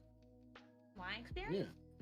It was amazing, but like I went to a very specific kind of, like, my public school was very unique. It was very diverse. Not that it always like mattered, but like there was a lot of programs for kids that expanded beyond standardized testing. But this was also like over a decade ago because I'm old now. But we had a whole program in my middle school. It was called Prism. It was amazing. You went in and they had different kind of like things. It was very like free learning. You had to be responsible for your own kind of research. We took part in a program which I think still exists to this day called National History Day, where you had to choose a topic and research it for the whole year and then present it at the end of the year, and there was competitions. It was amazing. But I know that's not always everybody's experience in public school. And to be fair, once I got a little bit older, when I took AP courses, and unfortunately my family like fell into some hard times, I took the AP courses, but I couldn't afford the tests, which were, I think 2009, 2010, they were $50, which was a little bit more than I could afford. So I would take the courses and then just not take the tests. I took one, and even that was like a chore to save up for the $50, which I don't know. Do you have AP tests in homeschooling? Is that even a thing? Well, AP tests are for Everybody? Oh I don't god, know. we're You can't- debating right now. you Like can't AP have- tests are specifically for like the college for course, everybody? right? Well, I mean, they're so open to everybody. Like They you can are? take AP yeah. tests and not take the thing. But like something that Desperado brought up, which I think is important, and this is kind of where music is killing it. Let's go. Where like the field requires application of everything that you learn.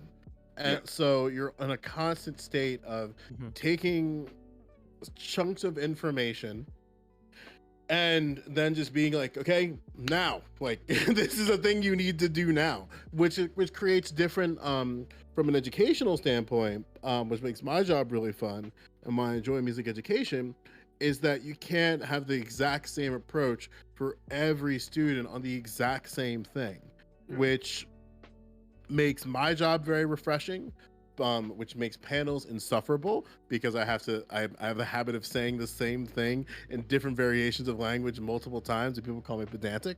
Don't stare at me like that. So like, so that, but and that creates, and that's like a good thing to be able to like understand that, okay, not every single student is going to catch what I'm throwing, so I have to be able to throw this ball a bunch of different ways.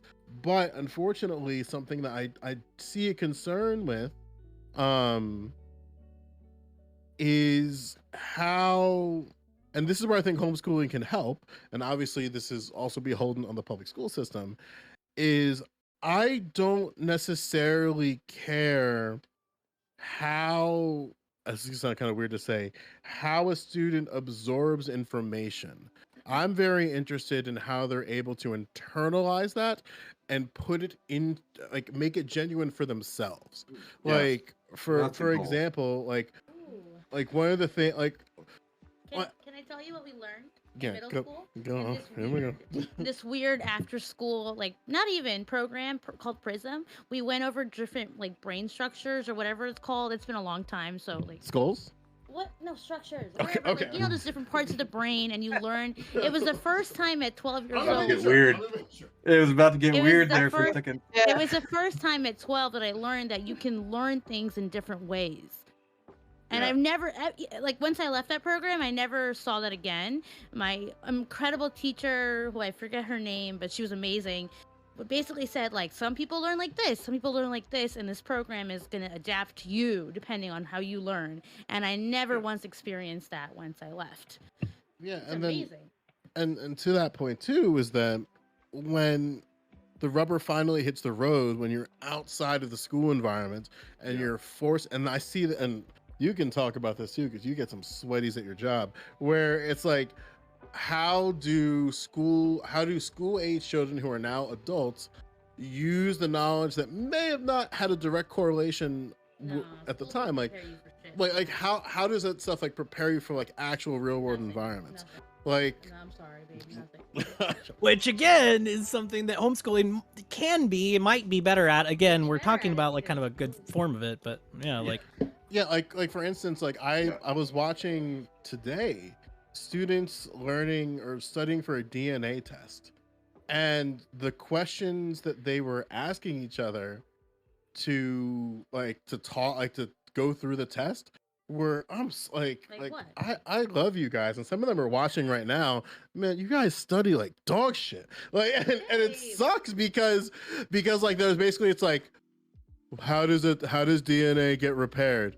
It gets repaired like this. It's like, no, like the biggest thing that I learned, and again, like learning is it's not a monolith. What I'm saying is gonna vary from person to person, but like be like a tool that I learned that I use a lot is just being able to like talk about something at like basically Eli 5 essentially, where it's just like, Yeah. you say something like for like something that's like a very like broad, complicated topic, like, Yeah. and then just like, okay, explain that to me like I know absolutely nothing about this, because then like you approach it in a different way where it's like, shit, like even something like asking basic questions like about something that you think you know a lot about can be very, very good for people to learn. But unfortunately, because of like curriculum in the public school system and then the stigmatization of homeschooling, like it's not like, it's just not getting explored in a way that I think is sufficient.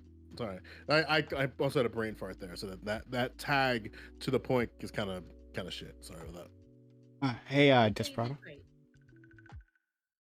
Yeah, so Joe, I think that what you were talking about there is kind of what the Finland model, what they do with a lot of what their educational stuff. One of the things that I wanted to talk about is basically your Head Start, like pre-K, K, and what is it, like your first through third grade, which are super formative years for education in general and whatnot. Like, I don't know if you guys know about a guy by the name of like Froebel, I think is his name, and he was No, the guy that created. excellent name. He's the guy that created kindergartens. And the thing is that in, I think it was Germany at the time, there were a lot of families that had like children at home and whatnot, did like homeschooling for small children and whatnot. But he started creating these kindergartens for children to play together, to have a little bit of structured learning sort of environment with multiple different children. And the results were absolutely like fantastic comparatively during the time period.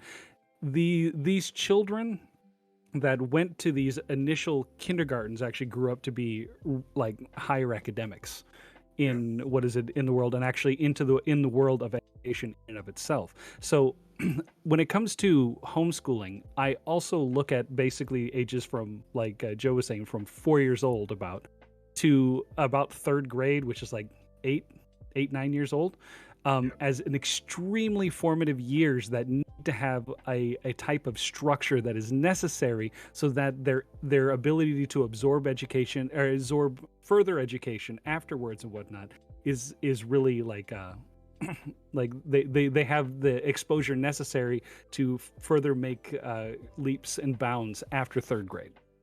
Well, you were talking about this with me about like the idea of language, right? Well, Like yeah. this take is kind of shit, but I'll It's roll with it. not a shit. It's, I mean, maybe it is. I don't care, particularly. But like, I learned English from 5 to 7, and I learned it like that. It seemed really difficult at the time, of course, Yeah. because I didn't know it. My mom literally put me on the bus, and I didn't know even like what my teacher's name was. It was 1997. It was a long time Yeah. ago, but I learned it so quickly, and I think there's like science out there, like your brain absorbs language at that I age. can actually Right? there's actually what's called the critical language period in second language acquisition theory, and Okay. basically from the ages about 5 to 8 is where a child that is put into a non-native language setting can Right. actually absorb a language. That's the most optimal True. period for a child to Yes. absorb a language. By So the if you time want they your reach about kid to like learn. yeah, by about the time they reach about like 10 to around the time that puberty hits is where a child can basically have they won't have perfect grammar, but they'll have like a complete understanding. Yeah. There might be just slight misses and whatnot, but there's this Yes. entire period. It's literally a chart that like starts here at like like 2. So you go from like 2 and then it goes up, up, up, up, and then down again. And then by the time you get to between 11 and 14, depending on when puberty hits you the hardest, is where you basically have to start doing book learning for language. Puberty Okay. is when we all become idiots. That's why you gotta Chris. block it, am I right? Oh, backdoor trans rights. No idea what just happened.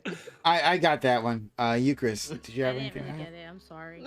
He's talking about hormone blockers for trans kids. Oh. Yeah. No, I got you, buddy. I got you. All right. You, Chris? No, that's brilliant. God damn, these homeschool kids, they're way above us. Wow. And let him keep going with his brilliance. Yeah, oh man, Shh, don't say anything. so good. Oh my You, God. Chris. You, Chris, please. Oh. Oh fuck! Sorry, I thought you were just groaning at my takes. I thought you were just shit talking everything that I was saying. Like I most of that was rambling, so that's good. You missed all the not important stuff. We did. I want to think about what Desperado Sensei just said, but I'm going to go back to something Joe Lewis just said. I don't know. I agree that like the resources that public schools have could be really, really useful. I'm not sure about need in the context that you're talking about. Again, I think it's going to depend on what sort of homeschool situation that you're in. So like relatively inexpensively due to those communal resources that we had, I was able to do a combination of like sports, martial arts, scouts, community and city social events with public school friends, community theater, all this stuff that gave me, I think, the kind of like social exposure that you're talking about that didn't require me to have access to the public school resources. Like I would have liked to have, yeah. So like if I had access to the public school resources, maybe I could have gone and played like baseball, right? A relatively expensive equipment wise sport compared to, I played soccer with thrift store cleats, right? So maybe I could have played baseball instead. That would have been great. But I was able to do this stuff because people have done that organization work. So going back to what I said at the very beginning, I think that homeschooling works best and looks best when you have a community who has created some structures that maybe mimic or parallel some of the things that you think are valuable about public school, with the change or the caveat that it's ultimately like parent directed rather than just the child kind of being stuck with wherever they happen to be geographically, which is the typical complaint about public schools. And I in like prepping for this, I brought up the UN Universal Declaration of Human Rights, and Article 26 Section 3 says parents have a prior right to choose what kind of education that shall be given to their children, right? So there's some sort of like intuition that people have that if I don't like what's going on in that school over there, but my child needs to be educated, I shouldn't just have to suck it up and deal with it, right? I want something better and I can make it happen. Maybe I can make that happen through like showing up to school board meetings and yelling at my, school board members. I don't know if that works or not, but maybe I can make it happen by organizing an alternative parallel educational network in my area that seems to work pretty well for a lot of people. I still need to think about what Desperado was just saying. I think like, again, yeah, I'll agree. Like, I think we kind of know when important educational things happen in development, although I'm always kind of skeptical about some developmental theory because it seems to change more often than I would like. But yeah, we're pretty settled on some things. And so it's like, yeah, we kind of know what they need and when. And it doesn't seem like the kids who aren't in a traditional public school setting end up completely handicapped for the rest of their lives. Some of them might seem weird to you, but I've known a lot of very weird public schoolers, so I'm not convinced that homeschooling is the problem here. So I guess I agree. I just don't know if we could say that homeschooling is doing a worse job of that preparation for later learning necessarily than other options are. So then, with how you're, Just go for it. Yeah. so then with how you're describing how homeschooling is set up, is it better to call it community education instead of homeschooling? That's probably a less ambiguous term, but it's just, we've landed policy-wise on the term homeschooling as kind of a catch-all for parent-directed education, I think. So yeah, I think you're right. It's a kind of communal education. I think we could probably all agree that unless you have like a special situation where like your parent is highly educated, is like doing a tutoring model, some like John Stuart Mill kind of shit, and even that's probably abusive and bad. But like unless you have some kind of weird situation like that, it's going to be better if you have these kind of networks and experience with other people and a variety of exposure to a variety of different topics and social situations. And so being locked in your home with just one parent sitting you down with your history textbook and making you read it isn't the best way to do this. I think we can probably all agree on that. Yeah, I guess like something that I'm a little stuck on, and maybe it's because chat's radicalizing me, is that like we don't have it. We can't, like, homeschooling is not a monolith. So is it possible for you to run into homeschool children, like, now, like, people, I'm not gonna say children, excuse me, people who were homeschooled and who are just like a little weird and a little strange, like, sure, but that's true for anything. Like, yeah, it's true for public school. It's like for God's sakes, we're on, like, these motherfuckers are on panels saying shit they don't even remotely understand, and they all have fucking, some of them don't even have fucking high school diplomas, and then they taught like these things are good.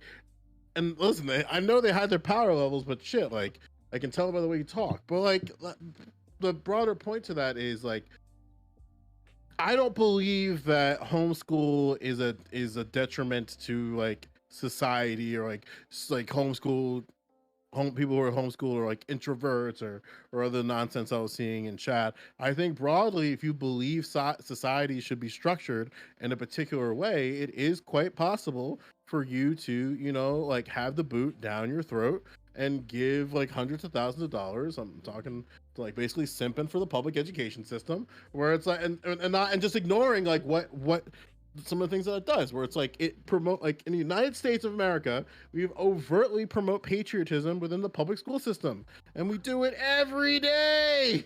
And then like, and despite like approaching that, like, hey, maybe this might not be the most. Where do they not promote patriotism, babe? Where is patriotism not promoted? Like, if you get homeschooled, where do you usually go in the U.S.?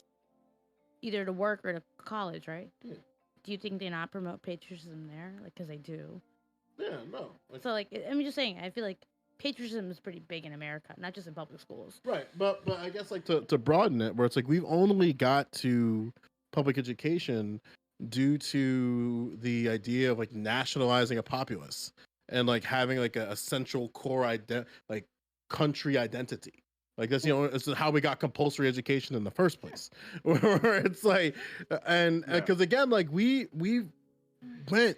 And I'm kind of like arguing with chat right now, but it's like we went through decades of what you could describe as, not even decades, centuries of what we describe as homeschooling. Whole ass countries were built on this idea of homeschooling, even the ones that you might not like China. And it's like, and what's wild to me is that this new phenomenon that is, and I'm saying new, public education is the new kid on the block when it comes to certain ideas that we have. But Americans are, I don't want to say Americans are stupid, but it's making it really hard to say otherwise. Of like, we paint like old things like they're so old, but then things in front of us, like, hey, this is a new thing that you can observe in your family's probably your family's reality and people around you's reality. And it's like, no, this is how we do it. And it's like, oh, you sure about that? And then like in order to defute this thing, in this case, defute homeschooling, it's this sort of like backward. It's sort of like this like weird thing. Like this is So- something that I know for sure that parents would support. But then, because we're such giant simps for the public education system, we never want to imagine. I know it was an insult. No, I'm hold sorry. on, Joe. Like, I gotta push back on you, right? So, like, to say it's, I hear you. That looking at the wider sweep of history, right? That like schooling was done, like through the home, and public school is new, and it's weird that people have some sort of revulsion to like it sounds people come at it as if it's the other way around, right? When public school, yes, is a brand new thing within history, but like that's not good. Like what homeschooling back then, I'm guessing looks nothing like what Eucharist described, right? I'm gonna make that leap. That's not exactly the same, right? It doesn't have the same resources, the same networks, be honest. unless of course you had individuals who were particularly connected, right? People who were and especially with the level of knowledge that, like, honestly, what Eucharist described sounded pretty appealing. Like with like you talk about that engineer who helped teach. That's actually really amazing. I had never heard of that. Right, but that's not what homeschooling was previously, right? You don't get the access to that specialized education, and I think we can say that if we've made an innovation that is better, right, that has overall more advantages, then it is okay to question the thing that came before, right? Like, why are we still using this model? But yeah, I think there's again, I think there's merit within the homeschooling system, but true, the public school system can surpass it if we actually give it the resources. Like, don't have a political party that spends all of its time attacking it, right? Things like that. I think it can flourish the way it's supposed to. yeah, and something to that too. I mean, I went a little rant there, a little bit of bait, and it worked. Hell yeah! Like where like one thing that I think is that you knocked on, which is important, is that like public education, as we know it, hasn't really changed. Like, and certain innovations, and just not even innovations that are not only backed by data but by science, are just rejected. For example, one of the things that's getting floated around in New Jersey is the school day to start no earlier than 8 p.m. across the board. They're trying to get that passed, and you'd be amazed. Not, and probably not any of us here is amazed, but like how many parents are just saying that like that would never work. That starting before no earlier than 8 o'clock. Like, what do you mean? Like, how do you factor it into your day? And it's like the same way the school districts have been doing for decades. They figure it out with the tools that they have. Not even 6. What was that? 8 p.m. No. Night? 8 No, a.m. no, You said 8 oh, a.m. you said 8 p.m. a.m. Not, oh my goodness. Like 8 and that's a good thing. Like starting school no earlier than 8 is a good thing. It has benefits for everyone. But unfortunately with public ed, and this might be to your point, Prime, is that like how education is currently constructed, certain shifts, let me rephrase that. How America is constructed, certain shifts in the education system could cause ripples in other areas. And for example, if you push things to no earlier than 8 o'clock, then you might have different conflicts with middle schools, elementary schools, and high schools when it comes to school start times. Especially if we know that there's a bus driver shortage right now. So it's like if we have now a fleet of buses essentially not going at the exact same time, how is that going to impact the ability of having quality buses? How is that going to affect getting people to drive the bus to school?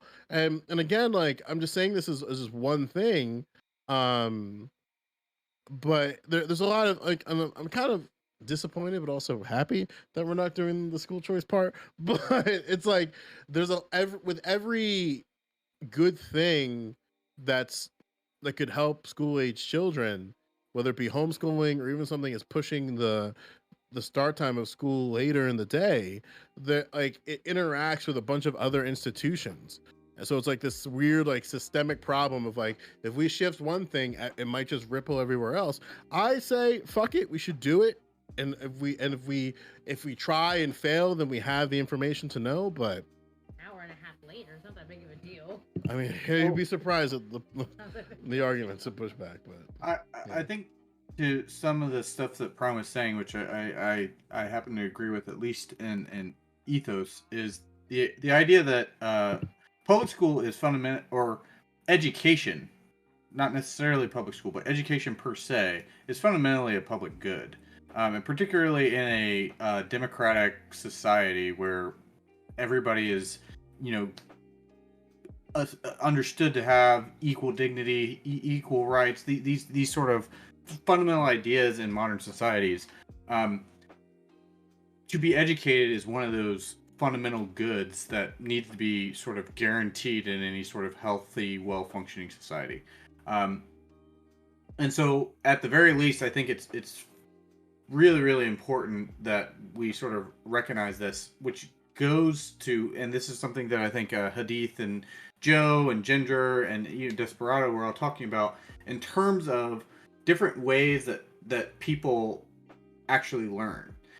It hits at, and then in combination with the idea of this public good, it hits at this idea of, well, what is education, or what is it for? And Joe mentioned earlier that it has to do with jobs. I think I mentioned earlier that it has something to do with citizenship. And I would also say that, you know, regardless of the consequences of it, which would be sort of a job or good citizenship, a good functioning citizen, is also just the ability to think for oneself, which is, I think, sort of fundamental to what education is you have, everybody sort of learns differently. I think we sort of have all agreed to that. But what is important is that is not so much particularly at the elementary, middle, and high school level, it's not so much the exact data points or the facts themselves that you're learning. It's that, how do you think about thinking about facts? How do you process facts? How do you come to understand anything at all? Because that's then what enables you to go on and be successful in life in terms of the particular thing that you end up doing, whether that is in higher education with college and then postgraduate education, or if it's something simple as just going straight from high school into the workforce. But in either case, both people need to understand how they come to know and how they think about things. And so I think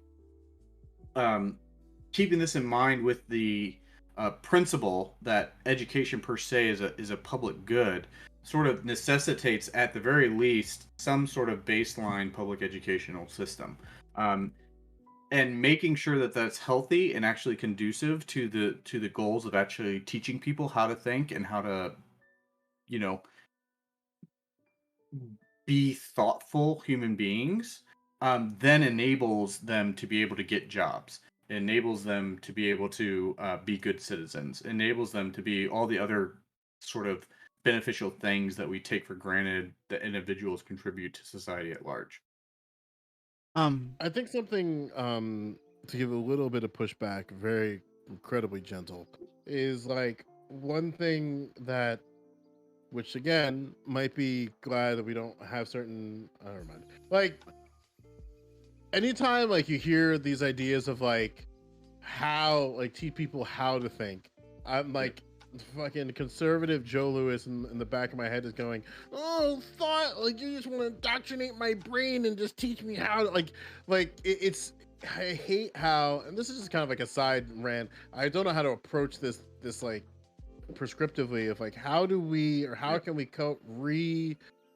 take that phrase back that conservatives kind of turned it into this boogeyman of like I mean, I know what we could do: build a time machine, go back in time, and make sure George Orwell's hands don't work, or in the more like simpler thing that's not very barbaric and authoritarian. It's like I guess like I don't know like how we can sort of take that phrase back so that it doesn't have this like weird pejorative when people bring it up, where they start going like all 1984 on you. The So- pejorative. So it's just that we are reaching the end of our time, and so I'll start wrapping up. I know some people have hard out, so I want to respect their time. So I'll give an outro to all these amazing individuals. Before that, guys, if you've been enjoying this content, if you've been liking what we've been doing here, hit that follow button if you haven't done so yet. If you're new to this channel, hit that follow button, make sure notifications are on so you know I'm going live. We do this all the time, especially for social and chat, for our social media. So you can follow us on Twitter, on Discord, and on YouTube. Where if you missed anything, like, comment, subscribe. Consider using a super thanks, helping us out that way. If you like getting that content 7 days a week.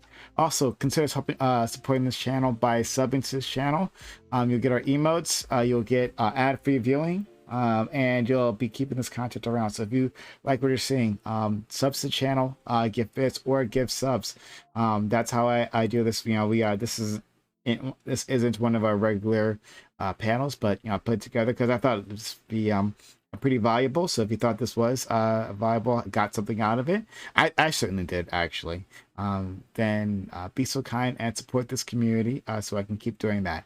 So subs to the channel, give bits, give subs, anything you can do to support us. All right, so I'm going to give an outro to all these great people. We'll start the other way around. We'll start with Joe Lewis. Joe Lewis, right? MVP Joe Lewis. Always glad to have him around. Seriously, he helps elevate some of my conversations past where they would be otherwise. Which can be annoying sometimes because sometimes I want them in the gutter. So Joe Lewis, thank you so much for being around, buddy. Yeah, you know, I'm always glad. Like, I was glad I got the message about this. Obviously, my schedule's been kind of sucks because we're kind of in the home stretch of the school year. So time is of the essence. But I do appreciate being back in the mix. I guess if I was gonna plug something, follow my channel. It's back to Joe Lewis, Joe 2 O's. Instead of being a 0. I know I finally got the name change back. So we're back to Joe Lewis for the unforeseeable future. If you want to watch me watch incels and hear their arguments about women. But yeah, it's the end of the school year, and like educational politics is something that I talk a lot about on my channel, but it's standardized testing season. Nothing's happening. Like so I'm just on a vacation watching members of the manosphere and other people. So yeah, my girlfriend has a Twitter. She's gonna plug it now. No, I'm not. But you're doing great. Follow him, and he's wonderful. What's her I Twitter? don't plug my Twitter, okay? It's weird, babe. It's not. I don't even know my Twitter name. Follow Joe though. He's awesome. Yeah, Joe is awesome, and I'm sure Hadith is too. But for fuck's sakes, like, weren't there better options than Joe Lewis? Like, really? Nothing? She tells me, like, listen, I see her DMs, all right? I see No, those you're the best. I see those thirsty, I'm not. deprived citizens of the United States crawling, Yeah, but I just want you. craving for it's just a sniff. That's all they want. Hey, don't be gross. I'm being gross. I'm already gross. All right, I'm done. You're I'm awesome. Okay. All right. Thank you so much. All right, let's go to our next person. Ginger, this was a pleasure having you here. Thank you for stopping by. This was a lot of fun. We would love to have you again in the future. If Sure. if Joe's tardiness didn't scare you away. That's all right. I understand. Yeah, no, you can find me on Twitch. It's Ginger Ramoth, same way spelled on screen here. I normally just video game and talk bullshit, so you are definitely anybody is welcome to come and join. Yeah, thank you so much. All right, yes, please go check them out. Next we have Bagel. Bagel, it's also really nice having you here.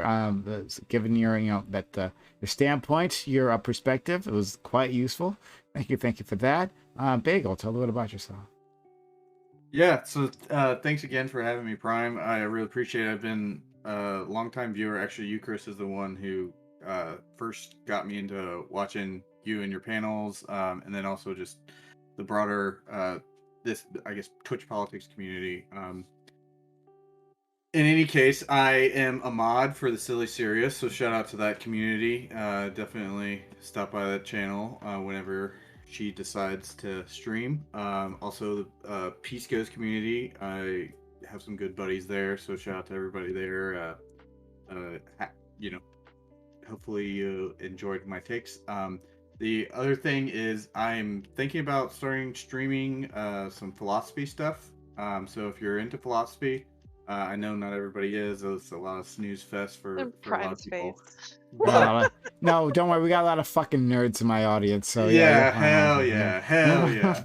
Well, in any case, Bagel34BC is my Twitch. So twitch.tv/Bagel34BC. Feel free to stop by this summer. I'm going to be doing a bunch of different streams. In any case, I really, really appreciate it. I thought it was a good conversation. I know it's not, it was probably a little bit more like tame and tempered in terms of blood sport, but I thought it was a good conversation, which perhaps is more important. So thank you, Prime. I really appreciate it. Totally. Okay, thank you. All right, let's go to Desperado Sensei. Desperado, just an overall cool dude, really nice person to talk to. I think he's proved that, right, and knowledgeable in this field. So thank you for bringing all that. That was very, very, very valuable. Thank you so much, Desperado. So I'm Desperado Sensei. It's same as the name that you see here, and you can find me on Twitch. And if you go to my Twitch, you can have all my social, the Discord and everything is all there as well. Before we finish up here, I am going to leave a little factoid to possibly infuriate some of the conservative members that think the United States doesn't have enough patriotism. The Pledge of Allegiance, written by Reverend Francis Bellamy, an espoused Christian socialist and very, very active Christian socialist, wrote the Pledge of Allegiance in 1985. It did not conclude the words "under God" or "for the republic for which it stands," because he believed that it didn't encompass all Americans. Then, in 1917, they added "to the republic for which it stands," and it wasn't until 1953 in which President Eisenhower forced the rewriting of the Pledge of Allegiance that was being recited in schools to have the words "under God" as a means of counteracting communists, because they believed that if communists had to use the word "under God," that they wouldn't be able to recite the Pledge of Allegiance and you could point them out. Based 50s. Wait. Based 50s. Based 50s. Wait, but what about the Bellamy salute? You want to talk about the Bellamy salute for a second? Yep. What is Please it? don't mimic it. Oh, is it? It was a Sieg Heil. Yeah. Okay. Wow. Yeah. All right. So before the Nazis thought it was cool, we did it first. Just make that clear. It looked eerily similar, and then it's like we kind of stopped, and then we unironically. But it was for beat up all- socialism. Yeah. So, one last National thing. socialism. Reverend Francis Bellamy died before the change was made, and his daughter actually petitioned the president not to put in it because it was expressly under God into it, because it was expressly against his wishes, and President Eisenhower did it anyway. Wow. Space, God, they're so. space. God, like these fucking idiots. Oh man, communist sympathizers can't. They'll burst into flames. Like what? Yeah. Pretty much. That was the It's like thought. if Prime we walked have into a them church, say like, God, then they can't say it, and if they can't say it, we can point out communists. Oh, You're a witch. McCarthyism 101. wow. Just geniuses, right? Galaxy brains. There. All right. Well, thank you for that. And again, another reason why you should talk to Desperado Sensei. He knows stuff like that. So thank you, seriously. All right. Last but not least, we have my man, Eucharist. Eucharist, again, is the one who helped me think of this topic. And we had, I knew we'd have a really good discussion. I always have a good discussion with you, Chris, right? Whether we're on the same side or where it's contentious, right? Whether it's straight up blood sportsy, it's always a good time, my man, Euchre. So thank you for coming through. I know you're busy. I know you got your kid and stuff, but still wanting to be a part of this community. Thanks so much, buddy. We've agreed on things. We've been on the same side on things. I'm kidding, Hmm. Prime. You can come to church anytime that you want. I don't really have anything to plug because I don't really stream anymore. I might someday, but who knows? So I'm gonna respond to something that Bagel said. You know who else thought public education was a public good? My boy, Adam Smith. Okay, so despite all stereotypes of him as a market capitalist, libertarian, whatever, Adam Smith did not think that education was best left to the market. In fact, he thought that a good education was an essential precondition for markets to function well in a way that benefits the working class. That was always his concern. So that's just something fun to know. I'll also end by, I'm going to put in the chat again, this conference that happened at Harvard. Okay, so it was over several weeks last summer. If you agree with homeschooling, if you hate homeschooling, this is going to be the best collection of experts and research that are currently working on the topic as it relates to COVID and as it relates to homeschooling in general. So if you just want to, like, there's been a lot of misconceptions, just a lot of factual inaccuracies about what homeschooling is and is like and what it does and what we know about it in the chat today, not so much on the panel because you guys are awesome and smart, but this kind of addresses them. So you get, again, like you get people who are just like wholesale ideologues, like pro homeschooling, and then you get people who are just kind of like neutral in the middle academics. You get people who are wholesale anti-homeschooling on these panels. There's hours of content. You get all the slides. You can go back and watch them. They cite all their studies. If you care at all about this issue, you should watch this stuff and just correct all of the wrong things that you're saying in chat.